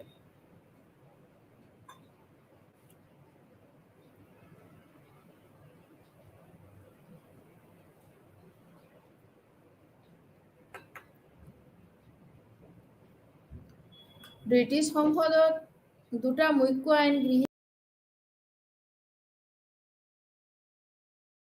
আৰু পিটছ ইণ্ডিয়া আইন 1784 তাৰ পিছতো 1793, 1813, 1833 আৰু 1853 চনৰ পৰৱৰ্তী আইনসমূহেও কোম্পানীটোক ইয়াৰ কৰ্তৃত্ব ক্ষমতা আৰু বিশেষাধিকাৰৰ পৰা ক্ৰমান্বয়ে বঞ্চিত কৰে 1773 চনৰ আইনখনে কোম্পানীটো পুনৰ নিৰ্মাণ কৰে আৰু ইয়াক ব্ৰিটিছ চৰকাৰৰ তত্ত্বাৱধানৰ অধীন তৈয়াৰ কৰে। 1784 চনৰ আইনখনেও ভাৰতৰ বিষয়বোৰ ৰক্ষা কৰিবলৈ ইংলেণ্ডৰ নিয়ন্ত্ৰণ বোৰ্ড গঠন কৰে আৰু জিলা সংগ্ৰাহকসকলৰ তত্ত্বাৱধানৰ বাবে কলকাতাত ৰাজহ পৰিষদ গঠন কৰা হৈছিল, যিবোৰে এইখিনি সিহঁতে তাতে আৰু চিষ্টেমেটিকেলি কৰিছিলে আৰু যি আমাৰ ভাৰতৰ কাৰণে ইজি হৈছিলে এটা। চ' আমি যদি এইখিনি চাবলৈ যাওঁ তেনেহ'লে ব্ৰিটিছসকলৰ এটা এই যে আজি IAS হওক আৰু IPS আৰু IFS গোটেইবোৰ হ'ল এটা ইনফ্লুৱেঞ্চিং ব্ৰিটিছ এডমিনিষ্ট্ৰেশ্যন ইনফ্লুৱেঞ্চিং ইণ্ডিয়ান এডমিনিষ্ট্ৰেশ্যন। যি ব্ৰিটিছৰ এডমিনিষ্ট্ৰেশ্যন আছিলে এইটো আমাৰ ইনফ্লুৱেঞ্চ কৰিছে আমাৰ ইণ্ডিয়ানসকলক। চ' কেন্দ্ৰীভূত প্ৰশাসন আছিলে 1773 আইন, দেন প্ৰাদেশিক চৰকাৰৰ আছিলে 1919 আইন, দেন বিস্তৃত স্থানীয় চৰকাৰৰ গাঁথনি, জিলা সংগ্ৰহালক যি ডিষ্ট্ৰিক্ট কালেক্টৰ বুলি আমি ক'ব পাৰোঁ 1772 চনত সৃষ্টি কৰা হৈছিলে। চ' আইনৰ শাসন 19 আৰু 20 শতিকা, তাৰপিছত অসামৰিক সেৱা, যিৰ কাৰণে আমি আজি চাব পাৰি আছোঁ যি all India service and central service, এইখিনি যি 1926ত তাক হেণ্ডেল পুৰা ইণ্ডিয়াৰ হিচাপত হেণ্ডেলত আহিছিলে। জেনেৰেলি এতিয়া যি বৰ্তমানত এই তিনিটা যি IAS হওক আৰু IPS এণ্ড IFS, এই তিনিটা কিহৰ আণ্ডাৰত আছে এইখিনি আমি জানিব পাৰোঁ। যদিও তিনিটাই UPSC এক্সামৰ পৰা হৈ আছে, কিন্তু তথাপিও এই তিনিটাত কি যিবোৰ মিনিষ্ট্ৰীবিলাক অলপ বেলেগ আছে, তাতে মিনিষ্ট্ৰীসকল যিবোৰ মিনিষ্ট্ৰী এইবোৰ অলপ বেলেগ ছেপাৰেটলি আছে। যেনেকা IAS ইণ্ডিয়ান এডমিনিষ্ট্ৰেটিভ চিষ্টেমত ইণ্ডিয়ান এডমিনিষ্ট্ৰেটিভ যি ছাৰ্ভিচ, সেইটোতে মিনিষ্ট্ৰী অফ পাৰ্চনেল পাব্লিক গ্ৰিভিয়েন্স এইটোৰ আণ্ডাৰতে আছে। তাৰপিছত IPS-টো আছে মিনিষ্ট্ৰী অফ হোম এফেয়াৰ্ছৰ আণ্ডাৰত, দেন IFS-টো আছে মিনিষ্ট্ৰী অফ এনভাইৰনমেণ্ট এণ্ড ফৰেষ্টৰ আণ্ডাৰত। চ' এইখিনি আইনবোৰ আমি আগতেও ডিছকাছ কৰিছোঁ এইটো চেপ্টাৰতে। চ' আজি আকৌ এই চেপ্টাৰৰ যি এইবোৰ এক্টবিলাক আমি ডিছকাছ নকৰোঁ, অলৰেডি ৰাফলি কিছুমান কৰিলোঁ, যেনেকা 1919 এক্টত কি আছিলে, 35ত কি আছিলে। চ' এইখিনি অলপ চাই ল'লে কিতাপৰ লগত, তেতিয়া আৰু ইজি হৈ যাব। যিহেতু আমাৰ চেপ্টাৰখন অলপ ডাঙৰ আছে, সেইটো কাৰণে দীঘলীয়া হয়, সেইটো কাৰণে আমি পুৰাণা যিখিনি ষ্টাডি অলৰেডি হৈ গ'ল সেইখিনি এতিয়া আমি ৰিপিট নকৰোঁ। যিবোৰ এক্ট আছে এইখিনি আমি বেলেগকৈ পঢ়ি ল'লে পাই যাম। Then constitution of all India service. এতিয়া কনষ্টিটিউশ্যন অফ ইণ্ডিয়ান ছাৰ্ভিচত অল ইণ্ডিয়া ছাৰ্ভিচটো কনষ্টিটিউশ্যনত কিহৰ পৰ্যায়ত আছে? ভাৰতীয় সংবিধানৰ দ্বাদশ অনুচ্ছেদত দ্বাদশ অংশত এই বস্তুটো উল্লেখ হৈ আছে আৰু আৰ্টিকল নাম্বাৰ 321ৰ 2ত 1951 চনত AIS আইন গৃহীত হয়। এই আইনৰ দ্বাৰা 3ৰ উপধাৰা 1ৰ অধীনত প্ৰদান কৰা ক্ষমতাৰ দ্বাৰা আৰু কেন্দ্ৰীয় চৰকাৰে AIS সম্পৰ্কীয় নতুন নিয়ম আৰু নিয়মাৱলীৰ প্ৰস্তুত কৰে, যিবোৰ তিনিটা উপধাৰাৰ এইটো IASৰ আণ্ডাৰত Indian AIS all India service এইটোৰ আণ্ডাৰতে পৰে, যিবোৰ হ'ল কি AIS, IAS, IPS and IFOS. যি IFOS টো কি হল এটো ইন্ডিয়ান ফরেন সার্ভিস। AIS হল ইন্ডিয়ান এডমিনিস্ট্রেটিভ সার্ভিস, IAS হল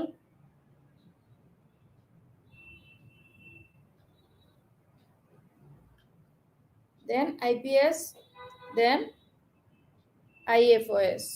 যি আমি অলরেডি IFOS টো ডিসকাস কৰিলো। দেন IPS টো জেনাৰেলি পুলিচৰ সাইডত হয়, যিবোৰ তেওঁলোকে দেশ ৰক্ষা কৰি আছে বা নিয়োজিত হৈ আছে এইবোৰ চাব কাৰণে।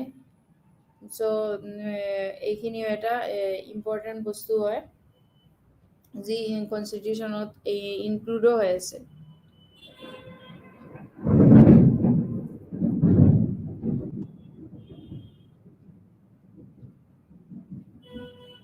সো বেকগ্ৰাউণ্ডটো তেনেকা আছিলে। এতিয়া কনস্টিটিউশনটো কেনেকা হ'ব এইখিনি আমি অল ইণ্ডিয়া সাৰ্ভিসত জেনাৰেলি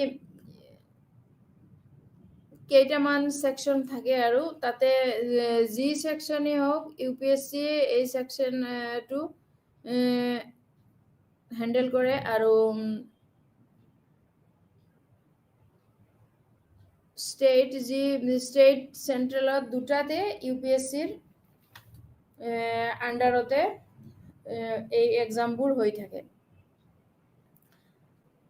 সো অল ইণ্ডিয়া সাৰ্ভিসত জেনাৰেলি 1951ত AIS এক্ট এইটো পাছ হৈছিলে আৰু এই পাছ হোৱাৰ পিছত তাতে 3 অল ইণ্ডিয়া সাৰ্ভিসেস বুলি গভৰ্ণমেণ্টৰ ফালৰ পৰাহে ওলাই দিলে যে তাতে all India services will be 3 Indian service, যেনেকা Indian administrative service IAS, Indian police service IPS and Indian forest service IFS.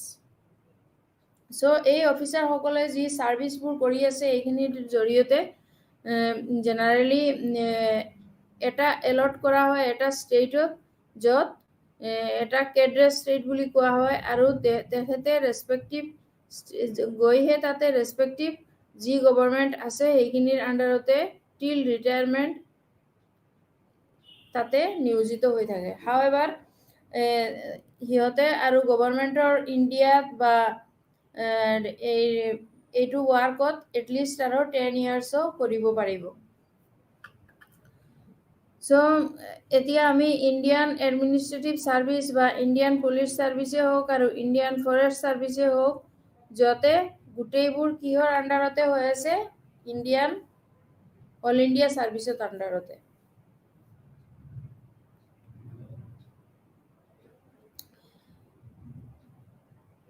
তাৰপিছত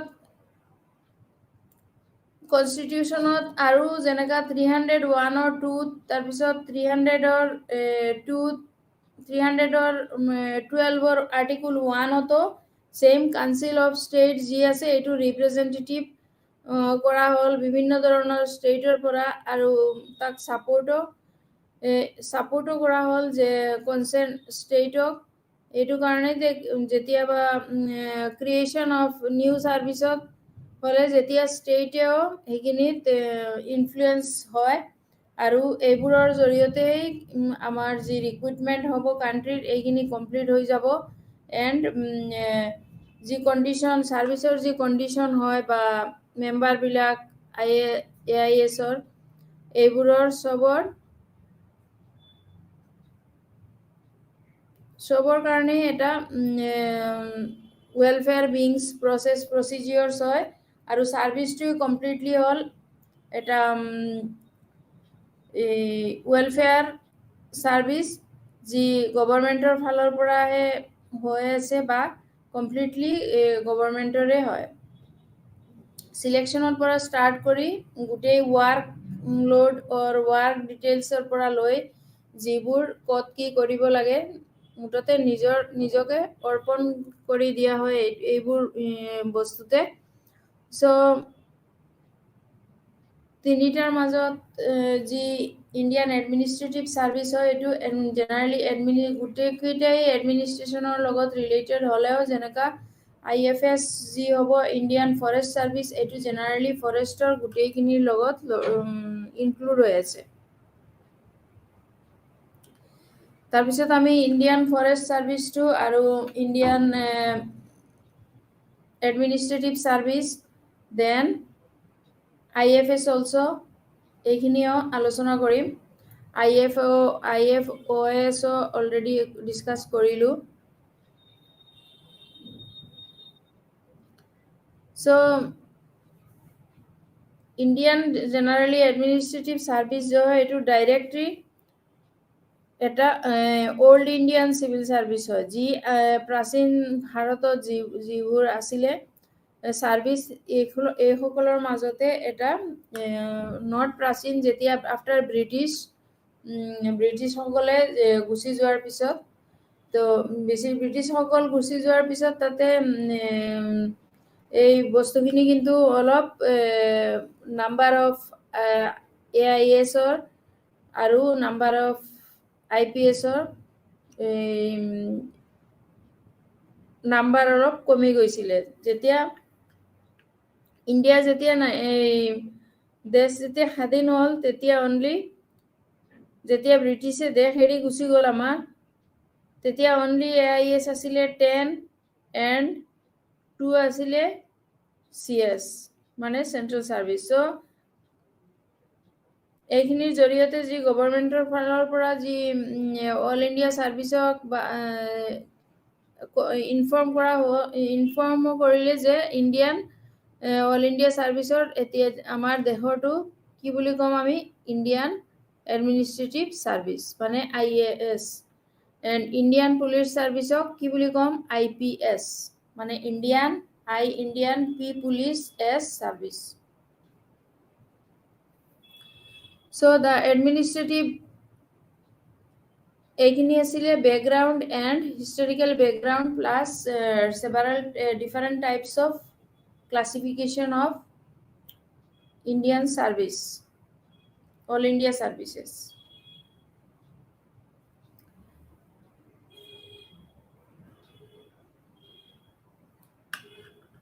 ঊনৈছশ 51 চনতহে ইহঁতে এইটো আইন পাছ কৰিছিলে, আৰু এই আইনৰ দ্বাৰাই গোটেইবোৰ আমি তাৰ অধীনত কি কি ক্ষমতা বা কেন্দ্ৰীয় চৰকাৰে IAS সম্পৰ্কীয় নতুন নিয়মাৱলী এই গোটেইখিনি আমি জানিব পাৰিম।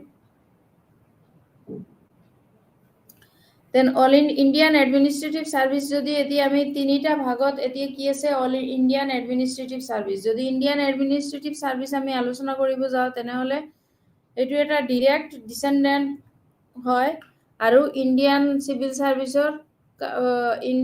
ছাৰ্ভিচৰ কাৰণে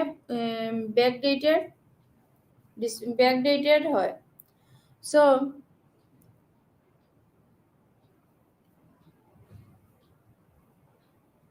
ইমিডিয়েট যেতিয়া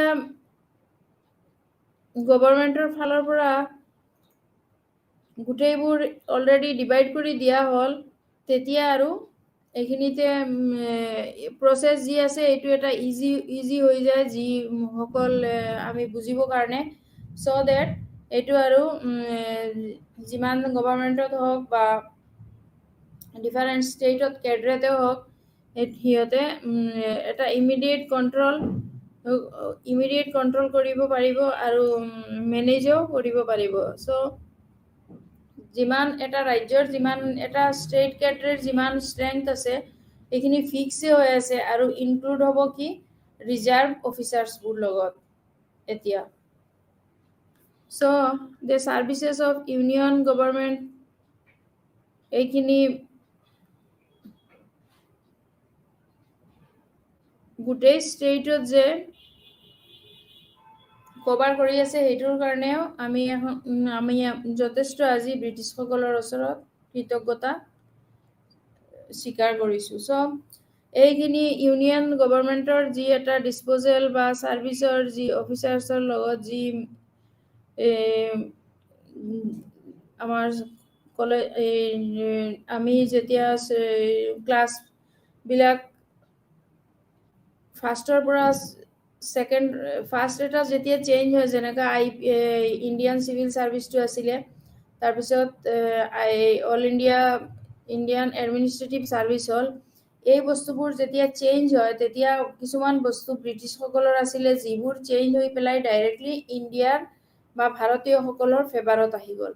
চ' এইটোৰ কাৰণে আমাৰ যি আফটাৰ ইণ্ডিপেণ্ডেঞ্চ যিটো হ'ল, এইটো যথেষ্ট এটা ভাল চেঞ্জিং হৈছিলে, যদিও ইকনমিকেলি অলপ বেকৱাৰ্ড আছিলে আমাৰ কাণ্ট্ৰি, কিন্তু এইবোৰ যি ব্ৰিটিছসকলে চলাই গৈছিলে, এইবোৰৰ পৰা আমি যথেষ্ট যিবিলাক বস্তুৰ জৰিয়তে সমাজত ৱেলফেয়াৰ বিং হয় বা ভাল হয়, এইখিনি আমি জানিব পাৰিছোঁ।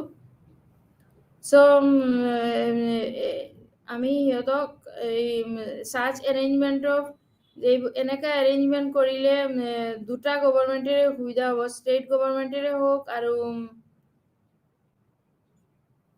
চেণ্ট্ৰেল গভৰ্ণমেণ্টে হওক, আৰু majority of the individual officers সিহঁতৰ মেজৰিটি যিমান ইণ্ডিভিজুৱেল অফিচাৰ্ছ আছিলে সিহঁতেও এটলিষ্ট অলপ জবটো কৰি কিনি ইজিলি বা অলপ বেনিফিটেড হয় বা মেণ্টেল ছেটিছফেকশ্যন পায়, সেইখিনিৰ কাৰণেও আমি যথেষ্ট সিহঁতক এটা ছাপোৰ্ট কৰিব লাগে।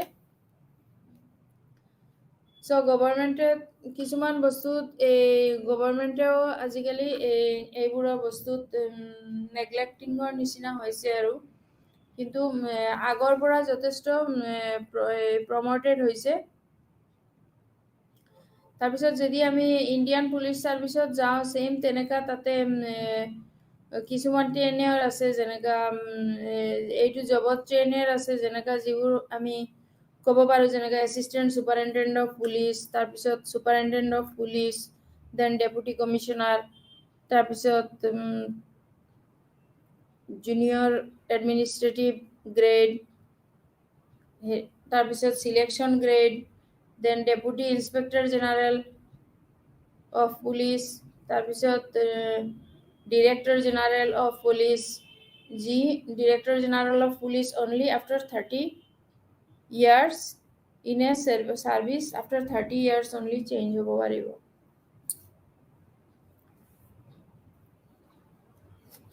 চ' তাত IFSতো ছেইম তেনেকুৱা পুলিচসকলৰ আগত ডিৰেক্টৰ জেনেৰেল অফ পুলিচ হ'ব, or the commissioner of police, তেখেতে কি হ'ব, দ্য হেড অফ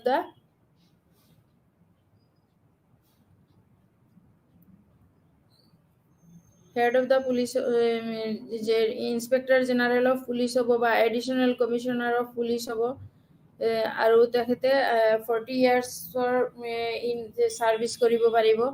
তাৰপিছত এইখিনি গোটেই আমি ডিৰেক্টৰ জেনেৰেল অফ যি কমিশ্যনাৰ হয় তেখেত অফ পুলিচ, তেওঁ হেড এণ্টায়াৰ পুলিচ ফ'ৰ্চৰ যিমান আছে তেওঁলোকক ষ্টেটৰ মেট্ৰপলিটিয়ান চিটি গোটেই যিমান পুলিচ আছে সিহঁতক গোটেইবোৰক হেড হয় তেওঁ। আৰু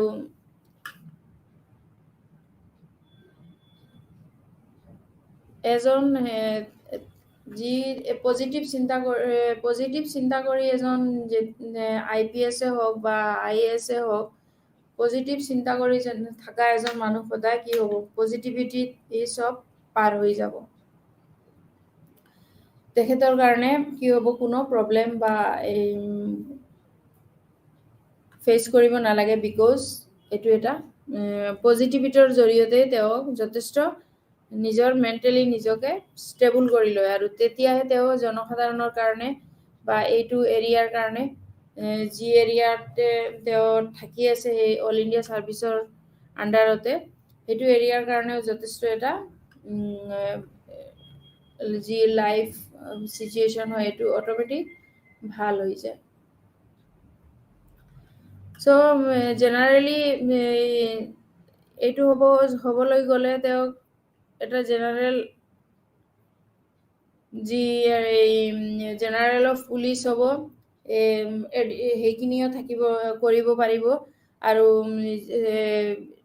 25 yearsলৈকে তেখেতে ইয়াতে ছাৰ্ভিচ কৰিব পাৰিব। দেন আফটাৰ 25 ইয়াৰ্ছ তেওঁ এইটো ডিপাৰ্টমেণ্ট এডিশ্যনেল যি additional director general of police সেইটোৰ পৰা তেওঁ আঁতৰি আহিব লাগিব আৰু দেন ডিৰেক্টৰ জেনেৰেল অফ পুলিচ হ'ব এইখিনিও 30 ইয়াৰ্ছৰ পিছতে চেঞ্জ হ'ব পাৰিব চ' দ্য ডিৰেক্টৰ জেনেৰেল বিল' এইবিলাক যি কম বা বিচাইডছ এই অফিচাৰ্ছ অলছ' এইবোৰৰ বাহিৰতো এইখিনি তেওঁলোকে চৰকাৰৰ জৰিয়তে চৰকাৰেহে এইখিনি তেওঁলোকক কাম দিছে কৰিবলৈ যেনেকা ৰিভিনিউৰ পৰা লৈ যেতিয়া আজিকালি আমি চাই আছো যিবোৰ কাম গোটেইবোৰ চৰকাৰৰ ফালৰ পৰাই তেওঁলোকে কৰি আছে চ' এইখিনিতে আকৌ জইণ্ট কমিশ্যনাৰে হওক জইণ্ট কমিশ্যনাৰ অফ পুলিচ তেওঁক হেড বুলি কোৱা হয় আৰু ডিপাৰ্টমেণ্টটো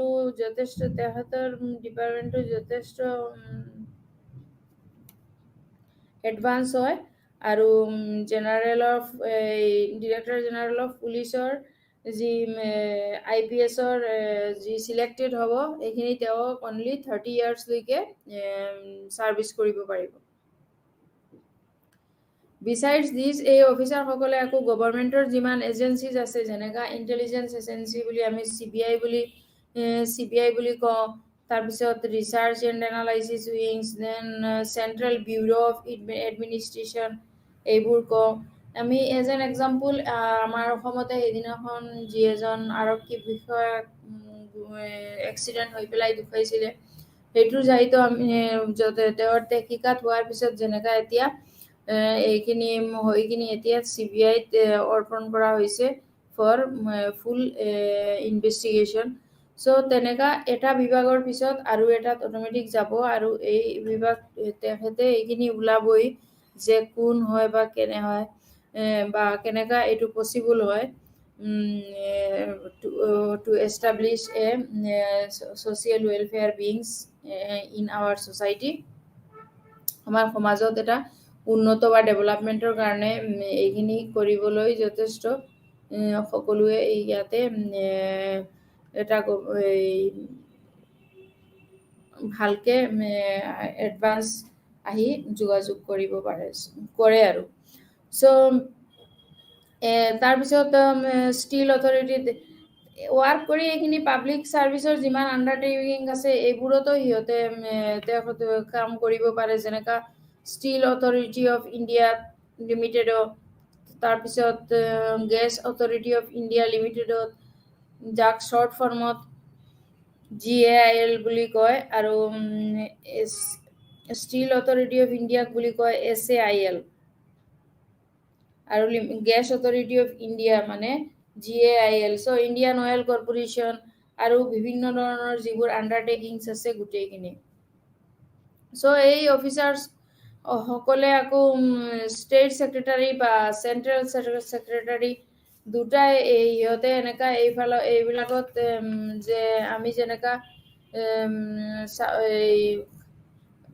বেলেগ কাম বা কিবা এইটোত এভইড কৰি আহি কিনি তেনেকা নহয় যে দুটা চাইডত অফিচাৰসকলে চিনিয়ৰ অফিচাৰসকলে আহি কিনি ইয়াতে পোষ্ট কৰা হয় আকৌ লগে লগে সিহঁতক দেখুৱাই দিবৰ কাৰণে আৰু তেতিয়া জুনিয়ৰ্ছ আছে এইখিনিও তেওঁলোকে আপডেট হৈ যায় লগে লগে so' the seniors officers are also' posted এইবোৰ director general of border security force তাৰপিছত ডাইৰেক্টৰ জেনেৰেল অফ দ্য এই চেণ্ট্ৰেল যি ৰিজাৰ্ভ পুলিচ ফ'ৰ্চ তাৰপিছত director general of central industrial security এইবোৰৰো গোটেইখিনি তেওঁলোকে ছিকিউৰিটি ফ'ৰ্চৰ আণ্ডাৰতে চাই থাকে আৰু সিহঁতে আৰু ৱাৰ্কো কৰিব পাৰে ইণ্টাৰনেশ্যনেল অৰ্গেনাইজেশ্যন যেনেকা কিছুমান অৰ্গেনাইজেশ্যন আছে যিবোৰত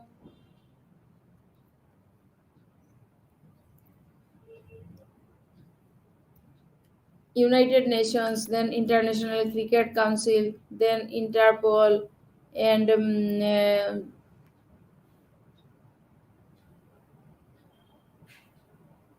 so Interpol হোক বা এম্বাচিছ এইবিলাক ৱৰ্ল্ডত যি ডিফাৰেণ্ট ডেজিগনেশ্যনত এইবোৰে কাম কৰি আছে যেনেকা এম্বেচিডাৰে হওক যি সিহঁতসকলে ইউনাইটেড ইউনাইটেড নেশ্যনছত গ'লে বা ইণ্টাৰনেশ্যনেল ক্ষেত্ৰত গ'লে যিবিলাক IFS বা ইণ্ডিয়ান ফৰেন ছাৰ্ভিচৰ সিহঁতে সকলোৱে তাতে ইনক্লুড হৈ আছে। কিন্তু গোটেইবোৰতে প্ৰচিজিঅৰটো অলমষ্ট ছেমে হ'ব। চ' ইয়াতে আমি আজি যোনখিনি আলোচনা কৰিলোঁ ইয়াৰ মাজত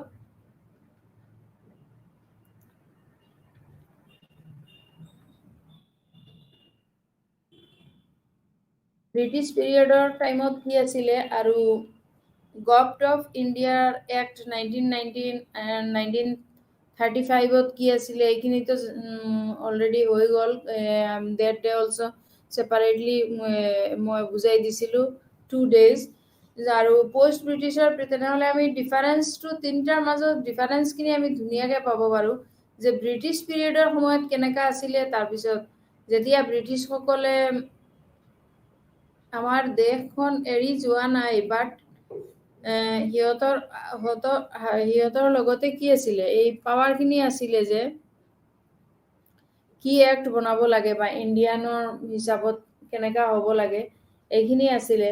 চ' এইখিনি লৈও আমি এটা কম্পেয়াৰ কৰিব পাৰোঁ যে 1919ত কেনেকুৱা আছিলে আৰু 1935ত কেনেকুৱা হৈছিলে, তাৰপিছত পষ্ট ব্ৰিটিছবিলাক গুচি যোৱাৰ পিছতে কেনেকুৱা হ'ল। চ' এইখিনি আমি ৰিপ্লেচ কৰিলেও যথেষ্ট গম পাম যে আমাৰ কিমানখিনি ডেভেলপমেণ্ট হৈছে বা এইটো নোবোৱাৰ পিছত এই যিবিলাক চেণ্ট্ৰেল ছাৰ্ভিচে হওক বা চিভিল ছাৰ্ভিচে হওক, UPSCৰে হওক, এইবোৰ যেতিয়া গভৰ্ণমেণ্টৰ ফালৰ পৰা ব্ৰিটিছৰ সময়ত যেনেকৈ আছিলে সেইটোক আপডেট কৰি পেলাইহে এতিয়া আমাৰ গভৰ্ণমেণ্টৰ ফালৰ পৰা অলপ এড কৰা হৈছে। আৰু তেতিয়া যিবোৰ মেক্সিমাম মিলিটাৰীৰ লগত ৰিলেটেড আছিলে এইবোৰ মিলিটাৰীৰ লগতো আজিকালি এইবোৰ গোটেই নন মিলিটাৰী হৈ গৈছে আৰু কমপ্লিটলি এডমিনিষ্ট্ৰেশ্যনত আহি পৰিছে। চ' প্ৰতিটো ক্ষেত্ৰতে যি এডমিনিষ্ট্ৰেশ্যনত আহিছে এইখিনিৰ কাৰণে আমাৰ যি ডেভেলপমেণ্টবোৰ অলপ তেনেকুৱা কনচাৰ্ণ হৈ ভাল হৈ আহিছে।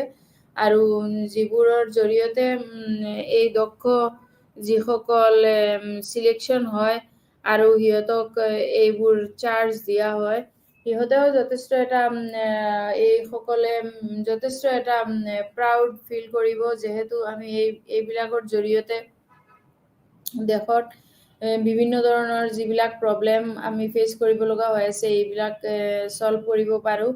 আৰু কেতিয়াবা ইমাৰ্জেঞ্চি হ'লেও আমাৰ যিবোৰ এনেকুৱা IPSৰ যিবোৰ মেম্বাৰ বা তেনেকুৱা সিহঁতে অলপ